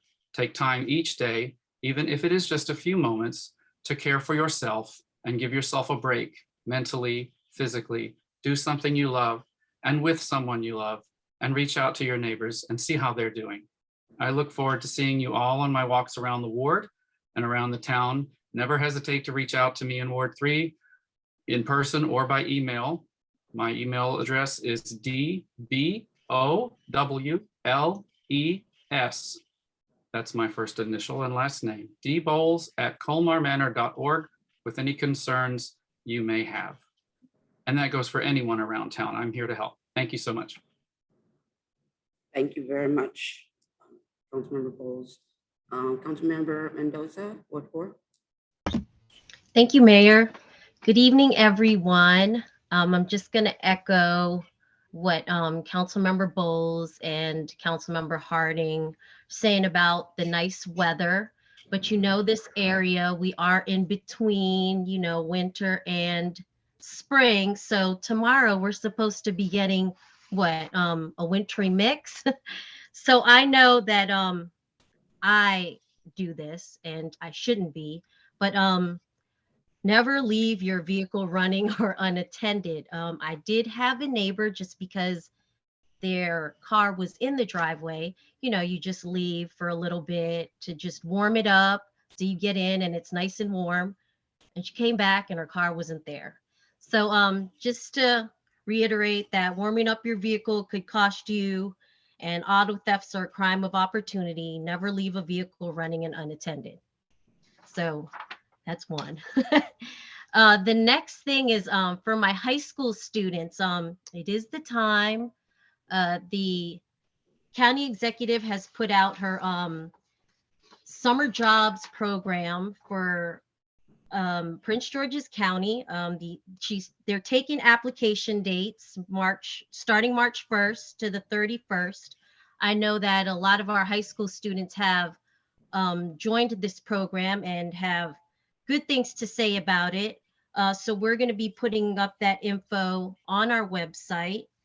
And also WSSC is doing their high school art contest, which I think is real cool. They are taking 9th to 12th graders. The submissions are due by March 18th. It's for their science, technology, engineering, arts, and mathematics. So it's a good opportunity for our high school students. We'll put that on our website also. So if you see me around Ward 4, this survey is very serious. We want to get everybody's input on what to do with the American Rescue Plan, our ARPA funds. We don't have, we got a good amount, but we want to know what you want to do with it. So I'm going to be going to everybody's door and putting this up. So if you see something, try not to throw it away. At least read it, fill it out. If you want to, you can fill it out and put it back in my mailbox, or you can take it up to the town hall. Because I know sometimes with the mailing, it can take some time. So I feel better just to put it and tape it on your front door. And I wanted to welcome, of course, Officer Kelly to say that. And last thing, that it is Women's Day. So happy Women's Day to all the ladies that I've been blessed to be around a lot of wonderful women. So just wanted to this quote is the person is unknown, but it's here's to strong women. May we know them, may we be them, may we raise them. All right, thank you guys. Thank you. Thank you for that very much. Thank you. Okay, so my report, I mean, I guess you guys can imagine, as I stated last month, that, our administrative staff had exited. I am happy to say that we were able to bring in someone from a temporary firm immediately. And so we were able to have a couple of week overlap before the exit of, I'm sure you guys all know and love Christian and Abigail. And of course, Abigail is still a resident of this community, so we're in full support of them in what their endeavors are going forward. So of course, my last few weeks have been focused on designing and building out our procedures so that we have written procedures in place for new people to come in, and also focused on reorganizing the job descriptions so that they will better serve the community. And I'm happy to say that one of the things that the COVID situation caused us to have to do, we couldn't do recreation, so we started doing humanitarian services, and having Ms. Renee take on that role and continuously reach out to our seniors so that we can ensure that they were matching up with people, continue to reach out to people we knew were in need, who we started to collect names and numbers. I want to continue that tradition at this point. So one of our positions is very focused on that, so that we are reaching those who need support and pointing them in the right direction, whether it's rent assistance or whether it's utility bills or whether it's some economic crisis or whether there's food, that we can have somebody here who supports getting people to those places. At the same time, supporting our recreation activities and health and wellness development. So, one door closes, another one opens, and this gives us an opportunity to really have a real strong focus in a position like that. So it's been a lot of work trying to pull all that together and everything, but that is what I've really spent my time on the last month. This is really inside here, working to try to shore up things and prepare for new people.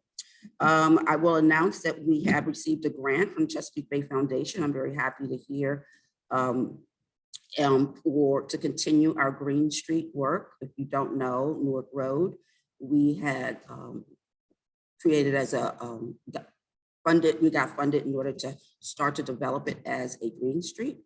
And I'm so happy to say that we have been building on that and getting our permeable pavers at 40th and Newark Road, and also the EV stations. I understand we've been checking on it. We are still in line to get our bikes, bike share across on that street, and anything that we can grow. So this next funding will help us do the engineering work so that when we can actually get construction money, we'll have the engineering services. So I'm very excited about that. And I want you guys to all know, I know you guys see the stormwater issues that we have. I'm like, it's so, walking down Newton Street, walking down 43rd, across Newark Road, Newton or Newark Road, and you have to step out in the street if it rained the day before because the water is just sitting there. It's like something that we need to work on, and add like something on the list like that. And we have several things on the list. If there's an area you think should be on our list, please let us know, so that as we look for funding in order to help in this area, that we can look into that. I think I'll just leave it at that. I want to thank the Recreation Council for the Black History Month event with the reading of Hair Like Mines. And I want to thank the author. I'm sorry, I can't think of her name in this moment. for leaving some books for us. We have actually been able to give out some to people with young girls in their home. And I appreciate you guys for bringing her to the table, and I look forward to maybe us having something like that again.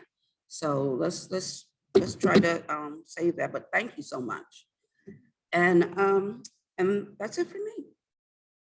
So next item on the budget is the approval of minutes. We currently don't have any minutes, but Mr. Baden will be working with our new temp to get caught up on the minutes so that by next month we'll have those minutes up and running again. I will share because I do want to say something I'm very proud of here. And something was said about being pressured to do some of the things that we're doing. I don't feel pressured. I feel that I'm listening. And so when the question comes up about being able to allow our Spanish speaking population to hear and listen to our meetings, it resonated with me. Pretty much no one is doing this. And I'm so excited that, we have an opportunity because we had a council person who is a translator of sorts herself. And so we, it was like question meets opportunity.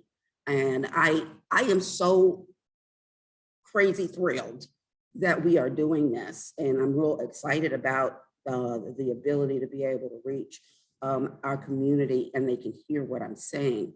And then we also have started the process of interpreting our minutes.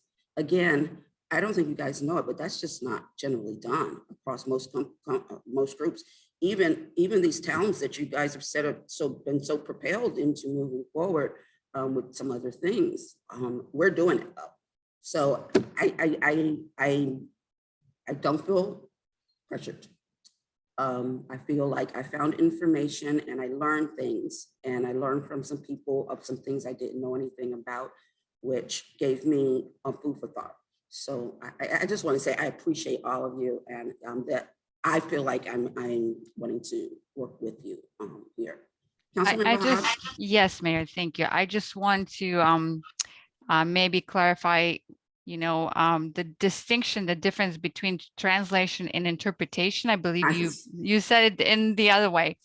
So interpretation is usually the spoken word, right? And the translation is everything that's written. So we did the translation of the agenda, but currently we are providing interpretation of the spoken word. Okay, thank you. Clarification, thank you. I got to keep on trying to work on that one. So yeah, I'm super happy about these things that we've been putting in place, and I hope we get more participation of folks wanting to listen in and hear what's going on.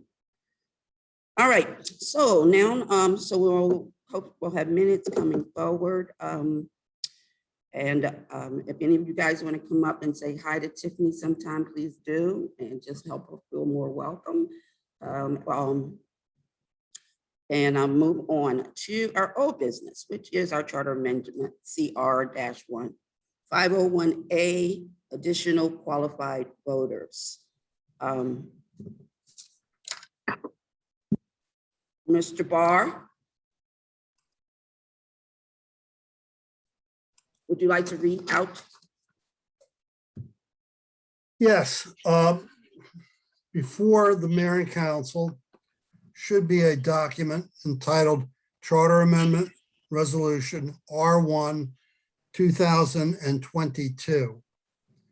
And what this resolution attempts to do is to add additional qualified voters and establish also a register of them, create an official who's responsible for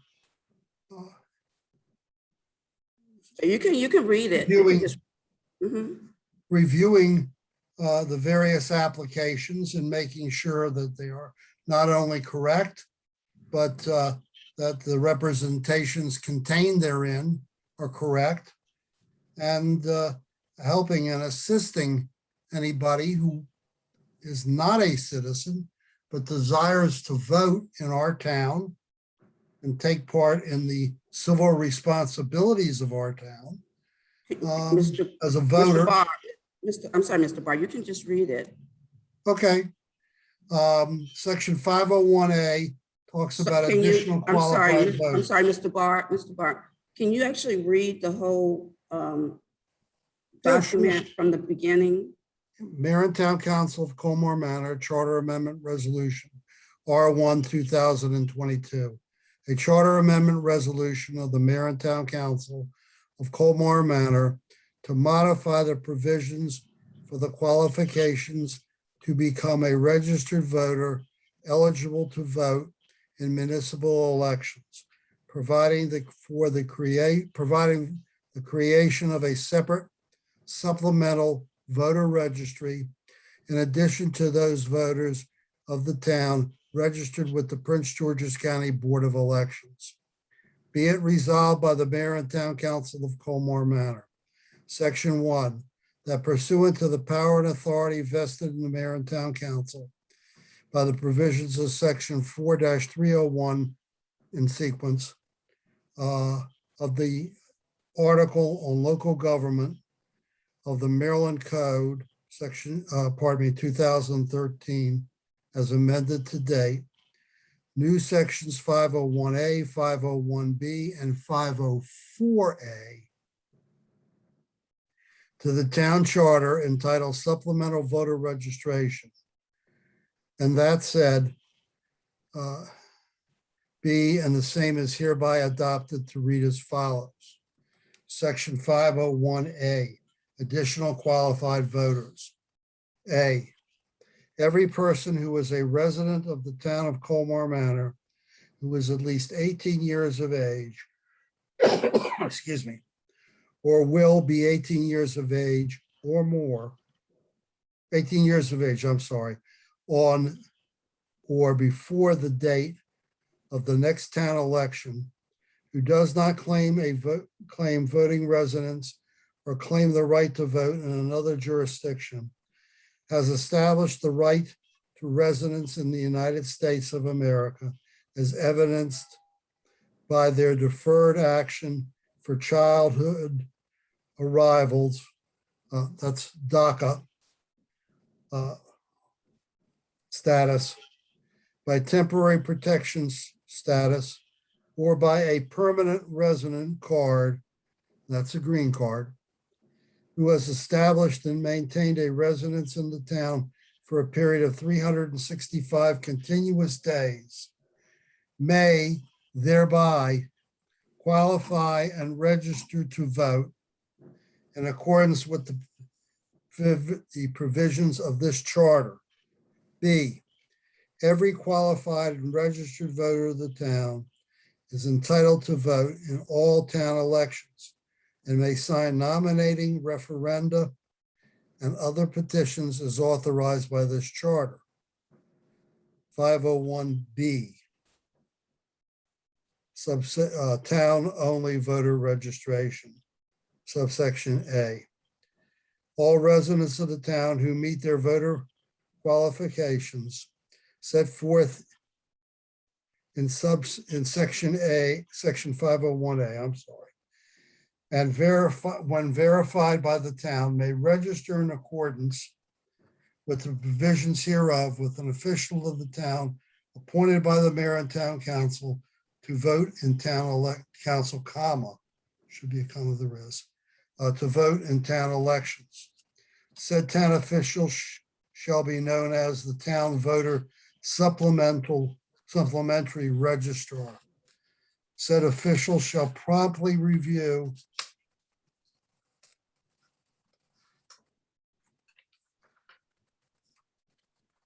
and verify the contents of the voter's registration application. Said official shall send any jurisdiction in the United States where the new registrant was formally registered to vote, requesting the cancellation of said voter's prior registration. B, the supplementary voter registrar shall maintain a supplementary voter registry separate from the list of registered voters on the statewide voter registration list for the town generated by the Prince George's County Board of Elections. C, any decision of the supplementary voter registrar to enroll or not to enroll an applicant on the supplemental voter registry will be appealable to the mayor and town council. Subsection 504A. As provided in section 504 of this charter, any resident of the town registering to vote under sections 501A and 501B must register and be qualified as a voter of the town 30 days prior to any election. Introduced on the blank day of blank 2022. And thereafter, we have the adopted Right. language and certifications with regard to posting and referendum filing or not by Mr. Baden. Okay, thank you very much, Mr. Barr. I appreciate that. With that said, is there a motion for us to approve this charter amendment and move it forward? I think we have to introduce it. Oh, okay, is there a, well, this is automatic. This goes automatically into order with, if there's no referendum, it goes automatically into, oh, okay, I'll just say introduce and adopt this charter amendment.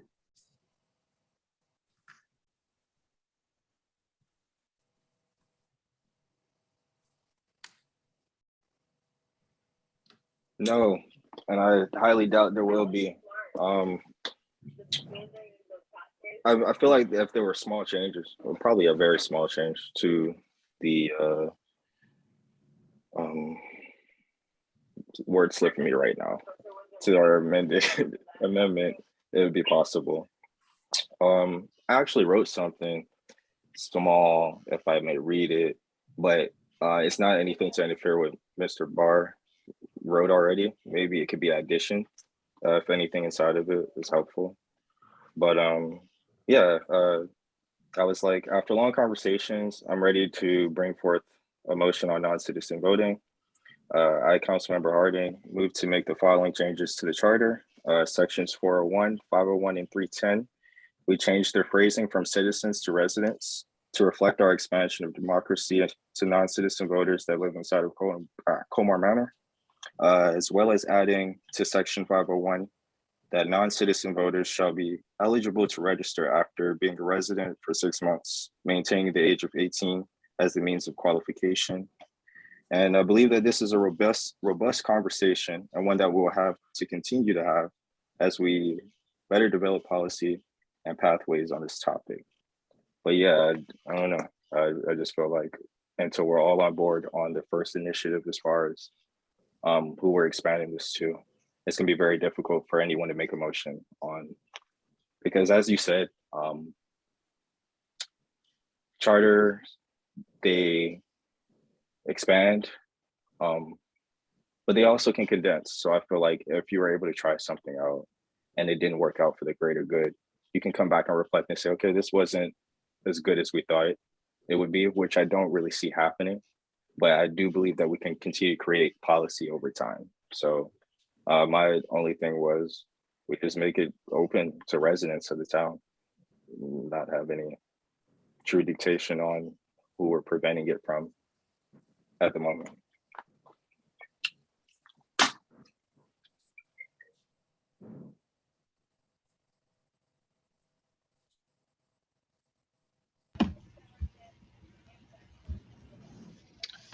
I'd like to make a motion so that we can discuss this, guys. So I'd like to make a motion. What is your motion? I'd like I'd to, like a motion on what Mr. Barr read so that we can second and discuss it. yes, I'd like to make a motion to accept the charter amendment resolution number R12022. Okay, is there a second?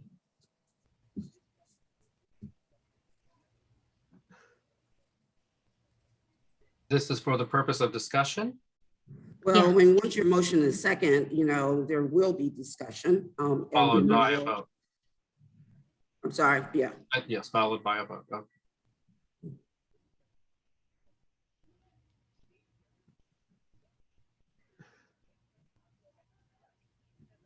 I will second Councilmember Mendoza's motion for the purpose of discussion. You can't say that, I'm sorry. We have, I mean, once you second, there's a call for a vote. I mean, and everybody gets to vote whichever way you feel comfortable. Okay, I'll second the motion. Okay, so there's a second on the floor. And so I'll open the floor for discussion.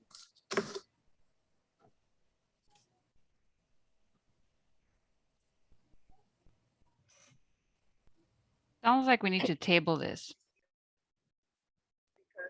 We don't have to table it. I'm here to make a vote tonight. I'm not gonna lie to you. It's just, I don't like that in our discussion that's being presented to us. It makes it seem like this is default, like this is the overall council's feelings on the subject when it's not.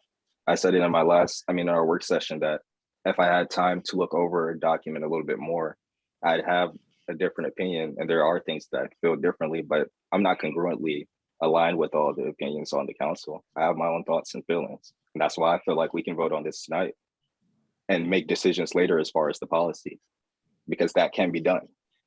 What are we afraid of doing? Is there any additional discussion?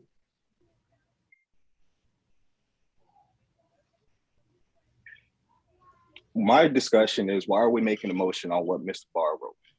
If we can make a if we can make a motion on something we all make effort into creating in the document, I would feel very good making a motion on that. But I don't feel like I've had any input on what Mr. Barr wrote, because it was based off the conversation we had last time. And we just had a rally yesterday, and that could very much change my decision on what the conversation was at our last work session. So I'm just trying to understand.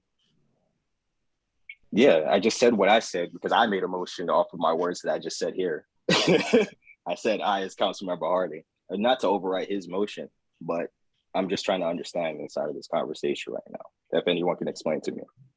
Well, there was no second on your motion, and there was a motion on. But you didn't explain it to you didn't explain it to Councilmember Bowles, because he would have seconded my motion had he known that was the thing he could have done. Well, the only thing that I can say is. Why was he hesitant to second your first motion? Why was he hesitant to second Mendoza's motion? If it was no problem for him to make that motion, he would have made it. That's why I'm sitting here saying I just made a motion. So because last week what we spoke about was putting on the table, as each person did, what they felt like they may be able to or comfortable with voting on, and asked Mr. Barr to take that information that was there and put it to the language. If I can be, we're in discussion. So that's what Mr. Barr has done. What you have prepared is not something anyone has spoke about. It does not include what other council members said were the potential things that they could be comfortable with. And so it's missing. There's only one thing that I did include that you all said you weren't in agreement with, which is expanding the vote to residents in general. But as far as everything that you guys were in agreement with, you said 6 months to a year. I put 6 months. Maintaining the age of 18 as the means of qualification. Is that anything against anyone wanted? From our conversation last week, there was almost no, I mean, I don't recall any, except maybe from the items that you have previously read, to completely open up voting to a completely non. I said for the means of compromise last week. I agree with what you were saying. For the means of compromise, I will agree with TPS, DACA, but I said these are things that we're going to have to figure out, because visa, I sat down for at least an hour and looking at the visa requirements, and for us to make any type of registry or anything like that, including that, we're going to have to become educated people. It's going to require more from our staff that they're not qualified in. And for us to ask that of our staff members is like, I don't know. It's just, for me, if we're going to be putting them at a federal level of something, we might as well be paying them federal money, which we won't be doing. So at this point, I don't know. It's my opinion, and you don't have to agree with it. No one has to. But I'm going to make the vote in my way, and I'm going to vote for what I believe in. And I don't believe in that. So it's either we're going to expand we it. all have a or right we're not. to. We all have a right to opinions. As I stated earlier, which I will state, as I've said before, that if we move forward to expand voting to certain statuses, I, by the way, believe in citizenship of the United States. I believe that everyone who may come to this country, it's an opportunity to all of the things that are in this country: schooling, social services, having a driver's license. And in many states, no matter what your status is, you have an opportunity to all of those things. There is only one thing that US citizenship provides, and that is the vote. So I understand when people say taxation and representation, that's really very specific to Washington, DC, which is a large space with a whole lot of US citizens. When I look at the fact that there are certain people with certain statuses that have been here, I mean, I'm not ready to rip statuses off. I'm heard from many, many people in this community who feel that that would be disrespectful to them. I've heard from many immigrants who feels like that would be disrespectful to them because this vote, which is paramount, the vote is not about taxations. Taxing is something that we do in order to get services. And when we are spending our money on our taxes, that is what that budget that we just read off does. It spends the money to provide the service to the people of the community. And it cannot automatically provide you this precious goal, which is the vote.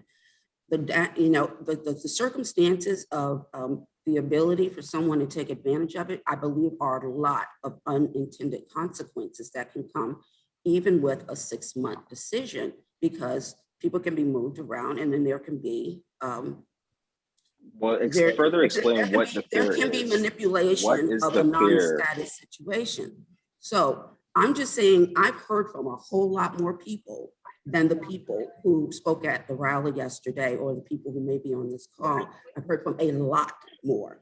And actually, going this far is something that I have been able to convince many people who I've spoken to who were outright against it, that maybe they can consider these particular statuses, because these generally are mostly of people that they've known for a really long time, and they understand and accept that they've earned their right to be able to vote.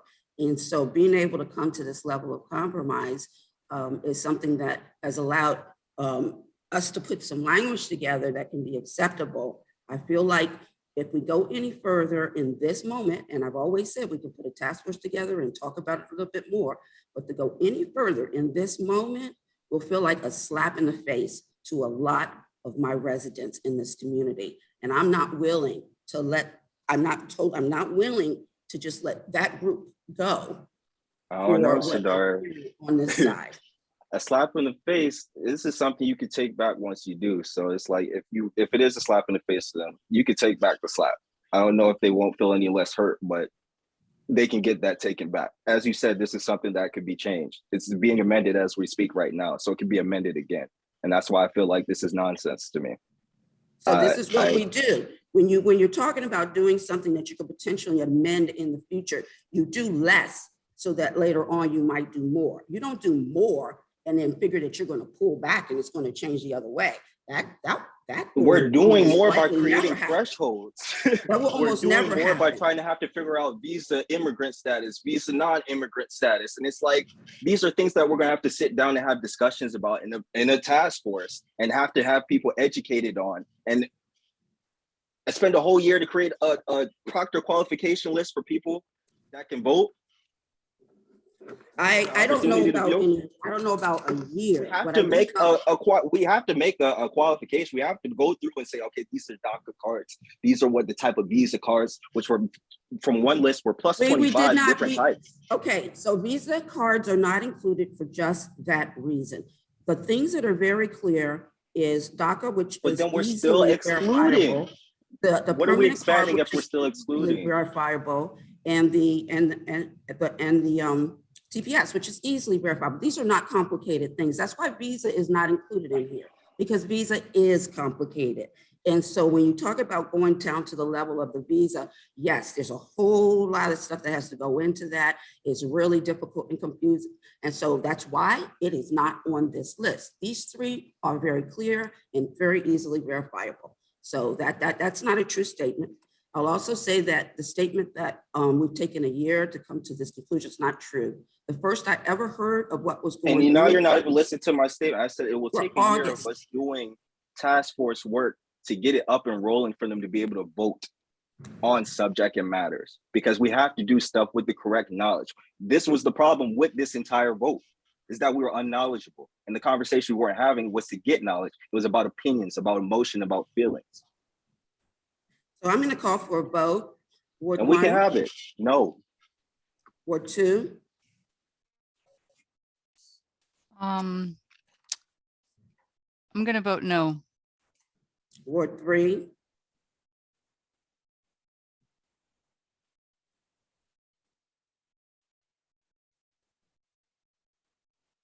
You know, there comes a moment after an election where I think you know what it really means to be elected to a position and what it really means to be put in a situation where you have to stand up for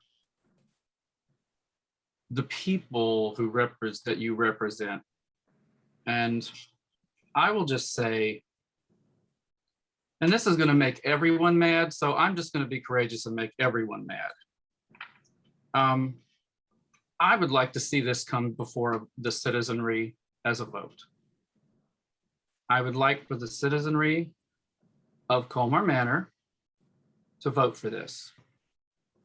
And I believe I'm pretty confident that the folks who are in favor of this are probably in the majority. I also feel, and I need to say this because it is the truth, that I have been approached by citizens and residents of the town all week who have sincerely held very strong beliefs on both sides of this argument. And while the side of this argument against this might be distasteful to many of us or hard to understand, those feelings are sincerely held. And I was elected to represent everyone. And I respect everyone on this screen, but I do believe that there are people who sincerely oppose this and who are afraid to say that. And you might think of them as weak, or you might think of them as fearful, or whatever opinion of them you may have. They are your fellow residents of Colmar Manor, and their voice matters. And so at this moment, if I speak what's in my heart, I feel that the people of Colmar Manor need to speak. And there aren't enough people on this screen to fully represent the majority of the folks who live in Colmar Manor. So what I would encourage is that this question be added to the ballot. And if there is an overwhelming percentage of people who wish for Colmar Manor to extend voting, it is inadvisable. Thank you, Mr. Barr.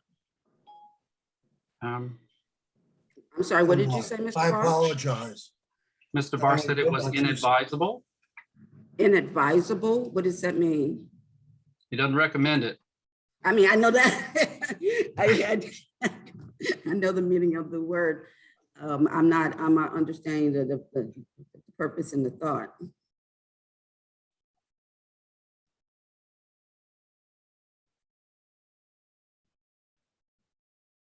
Mr. Barr? Mayor, we faced this situation many years ago. And the question was, can the issue that was then before the mayor and council, could we have a referendum on that? And the answer is that the council cannot abrogate its responsibility one way or the other, and must make a decision on its own. But I believe if the council wants to, they can have an advisory referendum and take that to the voters of the town. Do we want to adopt? But let me ask you this, Mr. Barr. If 20% of the eligible voters of the town was to sign a document, I guess, okay, I'm starting to understand. Okay, so the only time when something can be voted on in a binding referendum is when the mayor and council have voted on something in the affirmative, and then the people move forward to block it. Is that correct? Yes, that is correct. The people will move But forward. no, wait a minute. I think what I read in the chart that if 20% of the voters eligible to vote petition for referendum, that can be done, right? Yes. So they don't need to wait for us to vote. There can be a 20% petition for referendum, right? No, you have to vote on something. No, I don't think affirmatively. so. I think I saw where it read that that a referendum can be, a charter amendment can come in two different ways. One, it comes in through the mayor and council. The second way is that it comes in through 20% eligible voters petition. That's the initiative. Referendum. And then it goes on the ballot. Well, that's really called an initiative. And the voters of the community, and please don't be frustrated with me, but the voters of the community have the express power to use what's called the initiative to propose a charter or an amendment to a charter. And that's right in the annotated code under section 400. Yeah, I'm not talking about them actually, I'm not talking about the people, I'm talking about bringing it to the ballot. Right.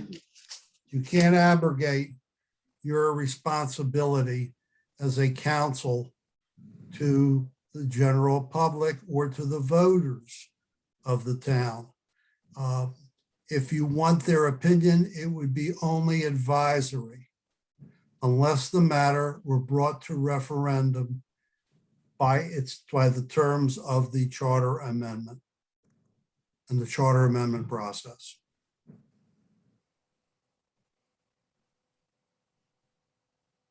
If a majority of the voters of Colmar Manor wish for voting to be extended to non-citizens, it is my responsibility to vote for that.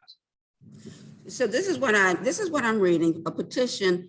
It says the residents of an incorporated city or town may initiate an amendment to a municipal charter by gathering the signatures of at least 20% of the qualified municipal voters on a petition in the same fashion that a charter amendment approved by a municipal governing body may be petitioned to referendum.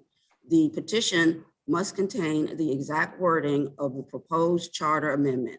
Each amendment must address a single subject and appear in a format set out in law to detail new language to be added to the charter and existing language to be deleted from the charter. Correct, that's So, an initiative. No, it said that a charter amendment may happen by doing this. Yes. So that we actually, that's what we're talking about is what Mr. Bowles is talking about, is putting something on the ballot. I mean, Yes. what I'm being a little pushy about this is because I'm in the same space that he's in. My personal preference would be to allow people to go behind their curtains and vote on what they want. And I would put in the effort to get the 20% of the vote on either one of these so that we can put them on the ballot and let people vote. That you may do. So now let me ask you this question. Can we, without getting 20% of the votes, can we as a council just vote to a binding referendum on the ballot?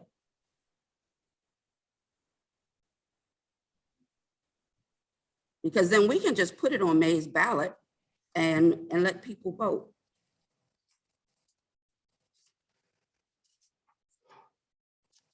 Give me 1 minute, Mayor.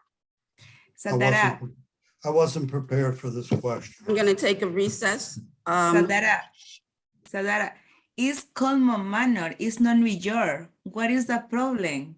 It's only 700 house. Vote yes, and that's it for everybody.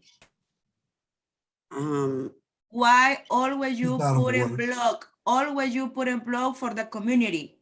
Please explain me. I'm saying we No. open this It's up the to the same community. problem with we made Sanctuary City.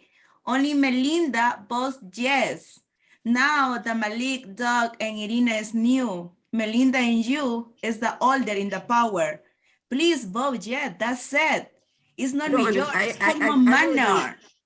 I don't understand what you just said at all. You said only Melinda voted yes on what? Yes, the last time, the years ago, use Melinda support the community with the sanctuary, and you always put in the block and block and block for support the community. Your job is work for all community, for Latinos, Asian, American, Black American, and white.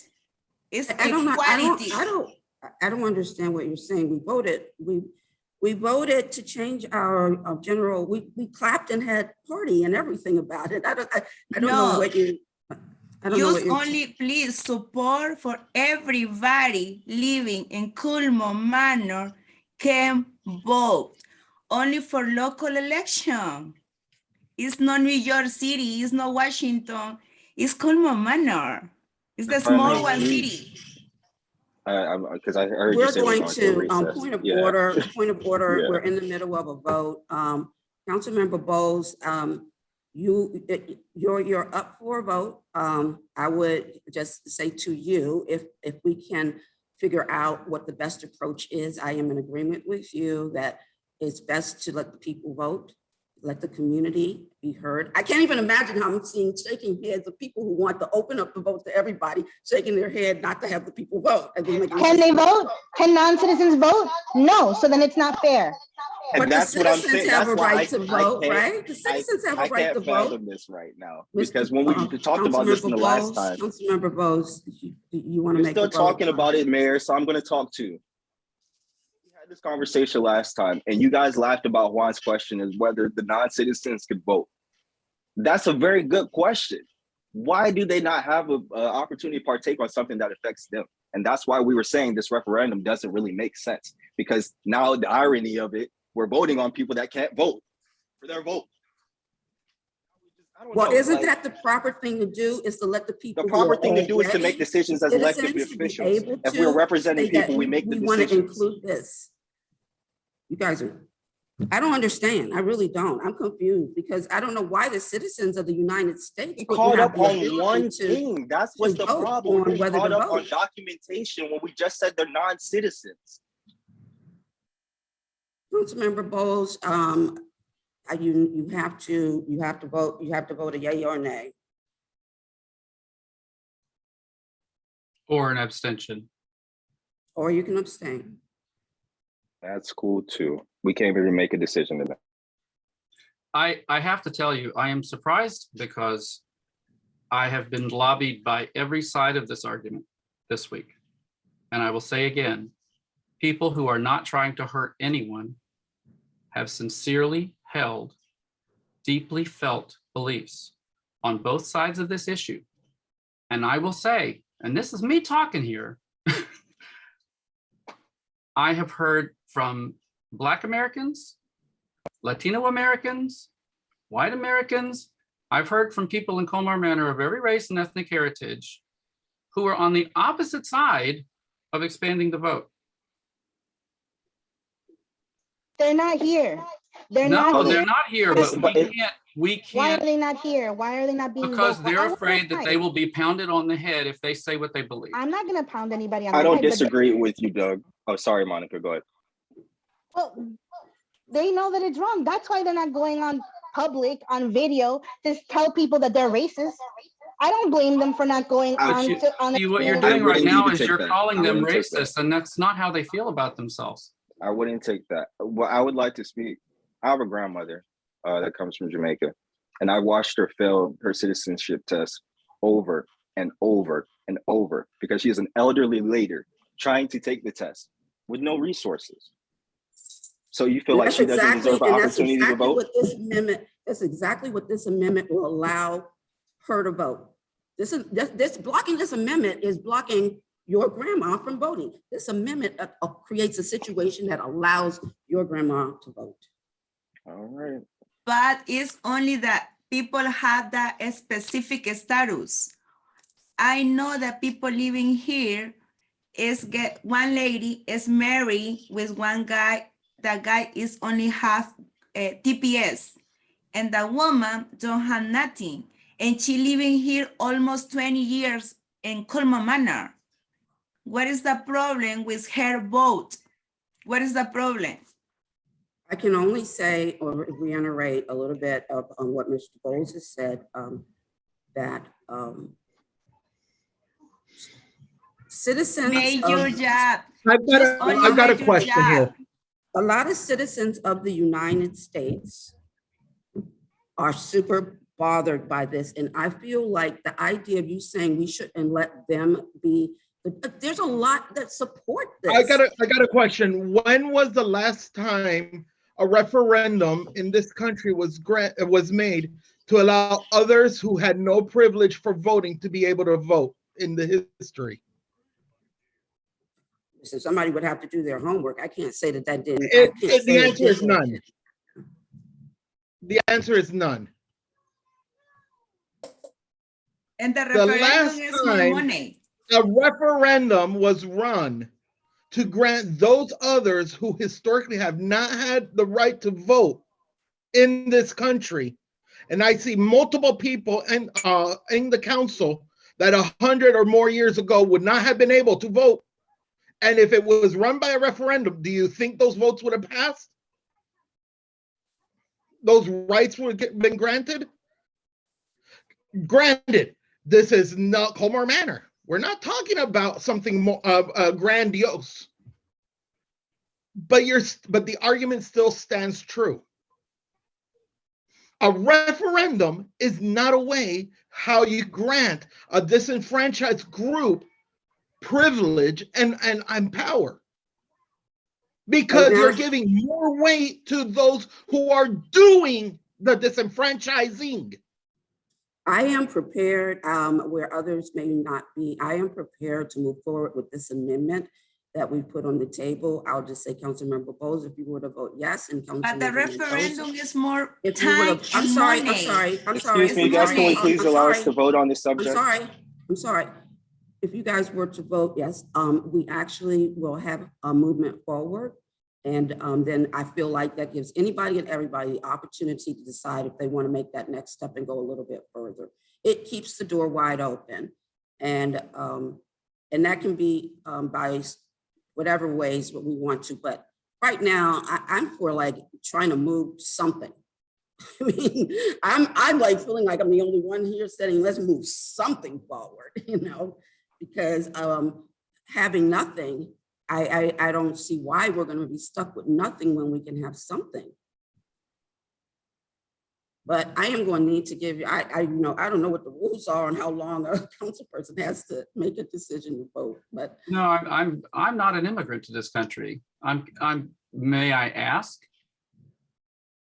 where Councilmember Mendoza stands, as she is the child of an immigrant family?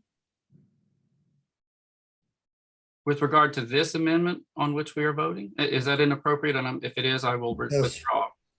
I'm sorry. Mr. Barr? Yes, It is inappropriate. you have to make your vote first, unless Councilmember Mendoza wishes to disclose where she is going on this. I see. You can ask her, but she doesn't have to respond. Oh, I wasn't expecting her to have to. Councilmember Mendoza, may I hear? Are you comfortable sharing where you stand on this amendment? This conversation is getting heated, but so yeah, I'll tell you how I feel. If we went through with this now, then my mom, who was a green card holder, would be able to vote. But I fully understand that we want to give everybody a chance, because it may not give a chance to my neighbor next door, right? So well, okay, that's where I'm going off right now. But go ahead, Councilmember Bowles, on your vote. I don't have a sense from that on what your vote would be, but if we pass this, this is what we have. You can always pass something else in the future after we've learned a little bit more.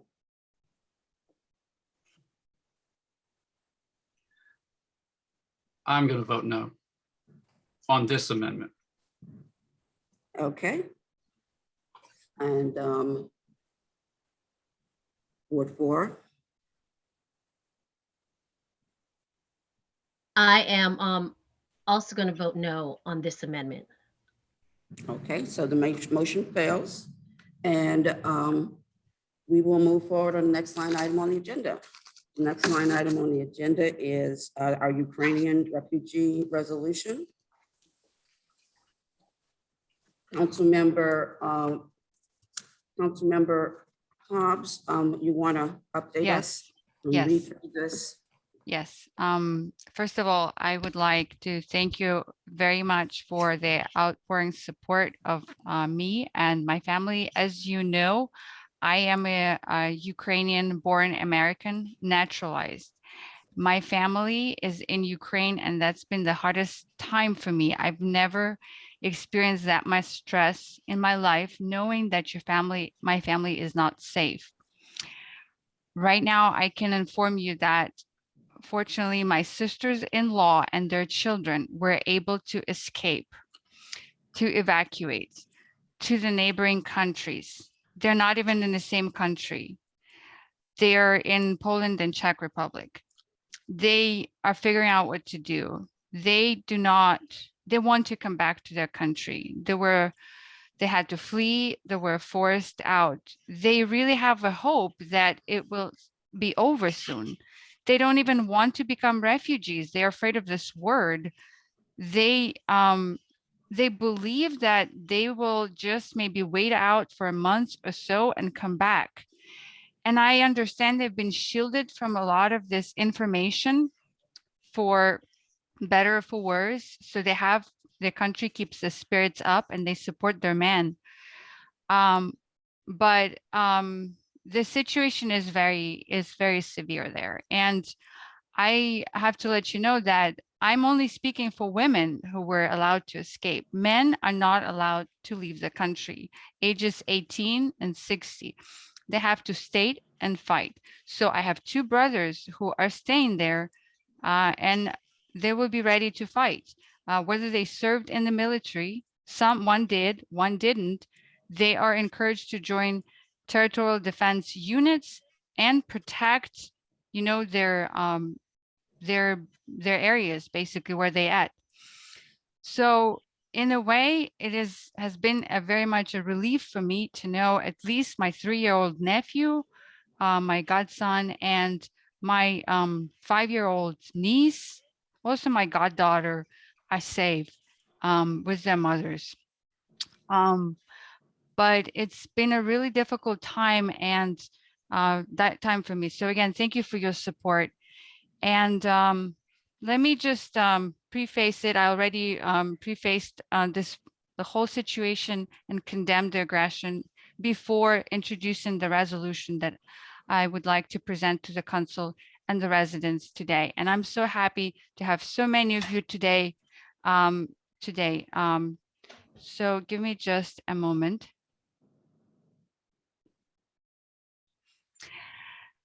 So as a Ukrainian-born American who deeply loves our great United States of America and will always stand with you, with the residents and citizens of Colmar Manor to protect it from the enemy, foreign or domestic, I would like to say the following. As you're all aware, the Russian Federation has recently invaded the Republic of Ukraine. This conflict, this war on a sovereign country, not only represents the largest military conflict in Europe since the end of World War II, but the most significant challenge to the Western liberal international order in 80 years. Reports suggest that the Ukrainian military, as well as average citizens, both men and women of all ages, are fighting fiercely to defend their country from Russian aggression and occupation. It is likely that most Ukrainian citizens will stay to defend and eventually rebuild their country. However, within the last several days, over 1.2 million Ukrainian refugees have been forced to flee to neighboring countries. This figure does not fully account for internally displaced persons. Globally, most refugees live in immediately adjacent neighboring countries and wait to return home when it is safe enough to do so. Recent US government estimates suggest that up to 5 million Ukrainians will become refugees because of war. Today, I heard the number is going up to 10. Such a movement, a massive movement of people has been unseen and unimaginable in Europe since World War II. These refugee flows could pose a humanitarian catastrophe and impact European politics more than at any time in generations. The United States has historically been the largest resettler of refugees. I would just like to take this opportunity to introduce to the Council for consideration a welcoming Ukrainian refugees to Colmar Manor resolution. And now would be, so you can see the resolution in front of you, and I will read the resolution. Whereas the Mayor and Town Council of Colmar Manor condemns Russian invasion of Ukraine and the use of violence against civilian populations.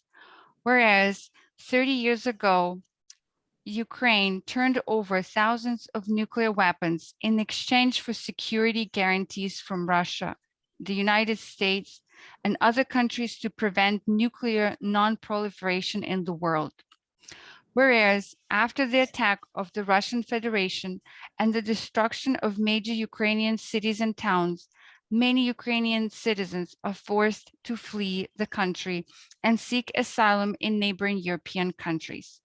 Whereas more than 1 million Ukrainians have, 1.2 million Ukrainians have fled the country in the first week of Russian invasion, according to the United Nations. Whereas the United Nations has warned that up to 10 million Ukrainians could be displaced by the war and has called in neighboring countries to keep their border open. Whereas Ukrainian civilians are desperately trying to escape the war in which cruise missiles, cluster munitions, thermobaric weapons, drone warfare, assassinations, crossfire continue to be a deadly occurrence and are seeking asylum elsewhere. Whereas Ukrainian men aged 18 to 60 are not allowed to leave the country and are encouraged to join the territorial defense units. Whereas the town of Colmar Manor has previously manifested itself as an advocate of vulnerable populations. Whereas the government of the United States has granted temporary protection status to Ukrainian citizens who were in the United States by March 1st, 2022, allowing them to stay and work for 18 months. Whereas Ukrainians currently in the United States students, visitors, workers, or those without legal documentation do not have a safe country to come back to. Now, therefore, be it resolved by the Mayor and Town Council of Colmar Manor. The Mayor and Town Council wishes to offer our community as a place of security for the refugees of the war in Ukraine, and hereby notifies all persons and parties that it is ready to welcome Ukrainian refugees.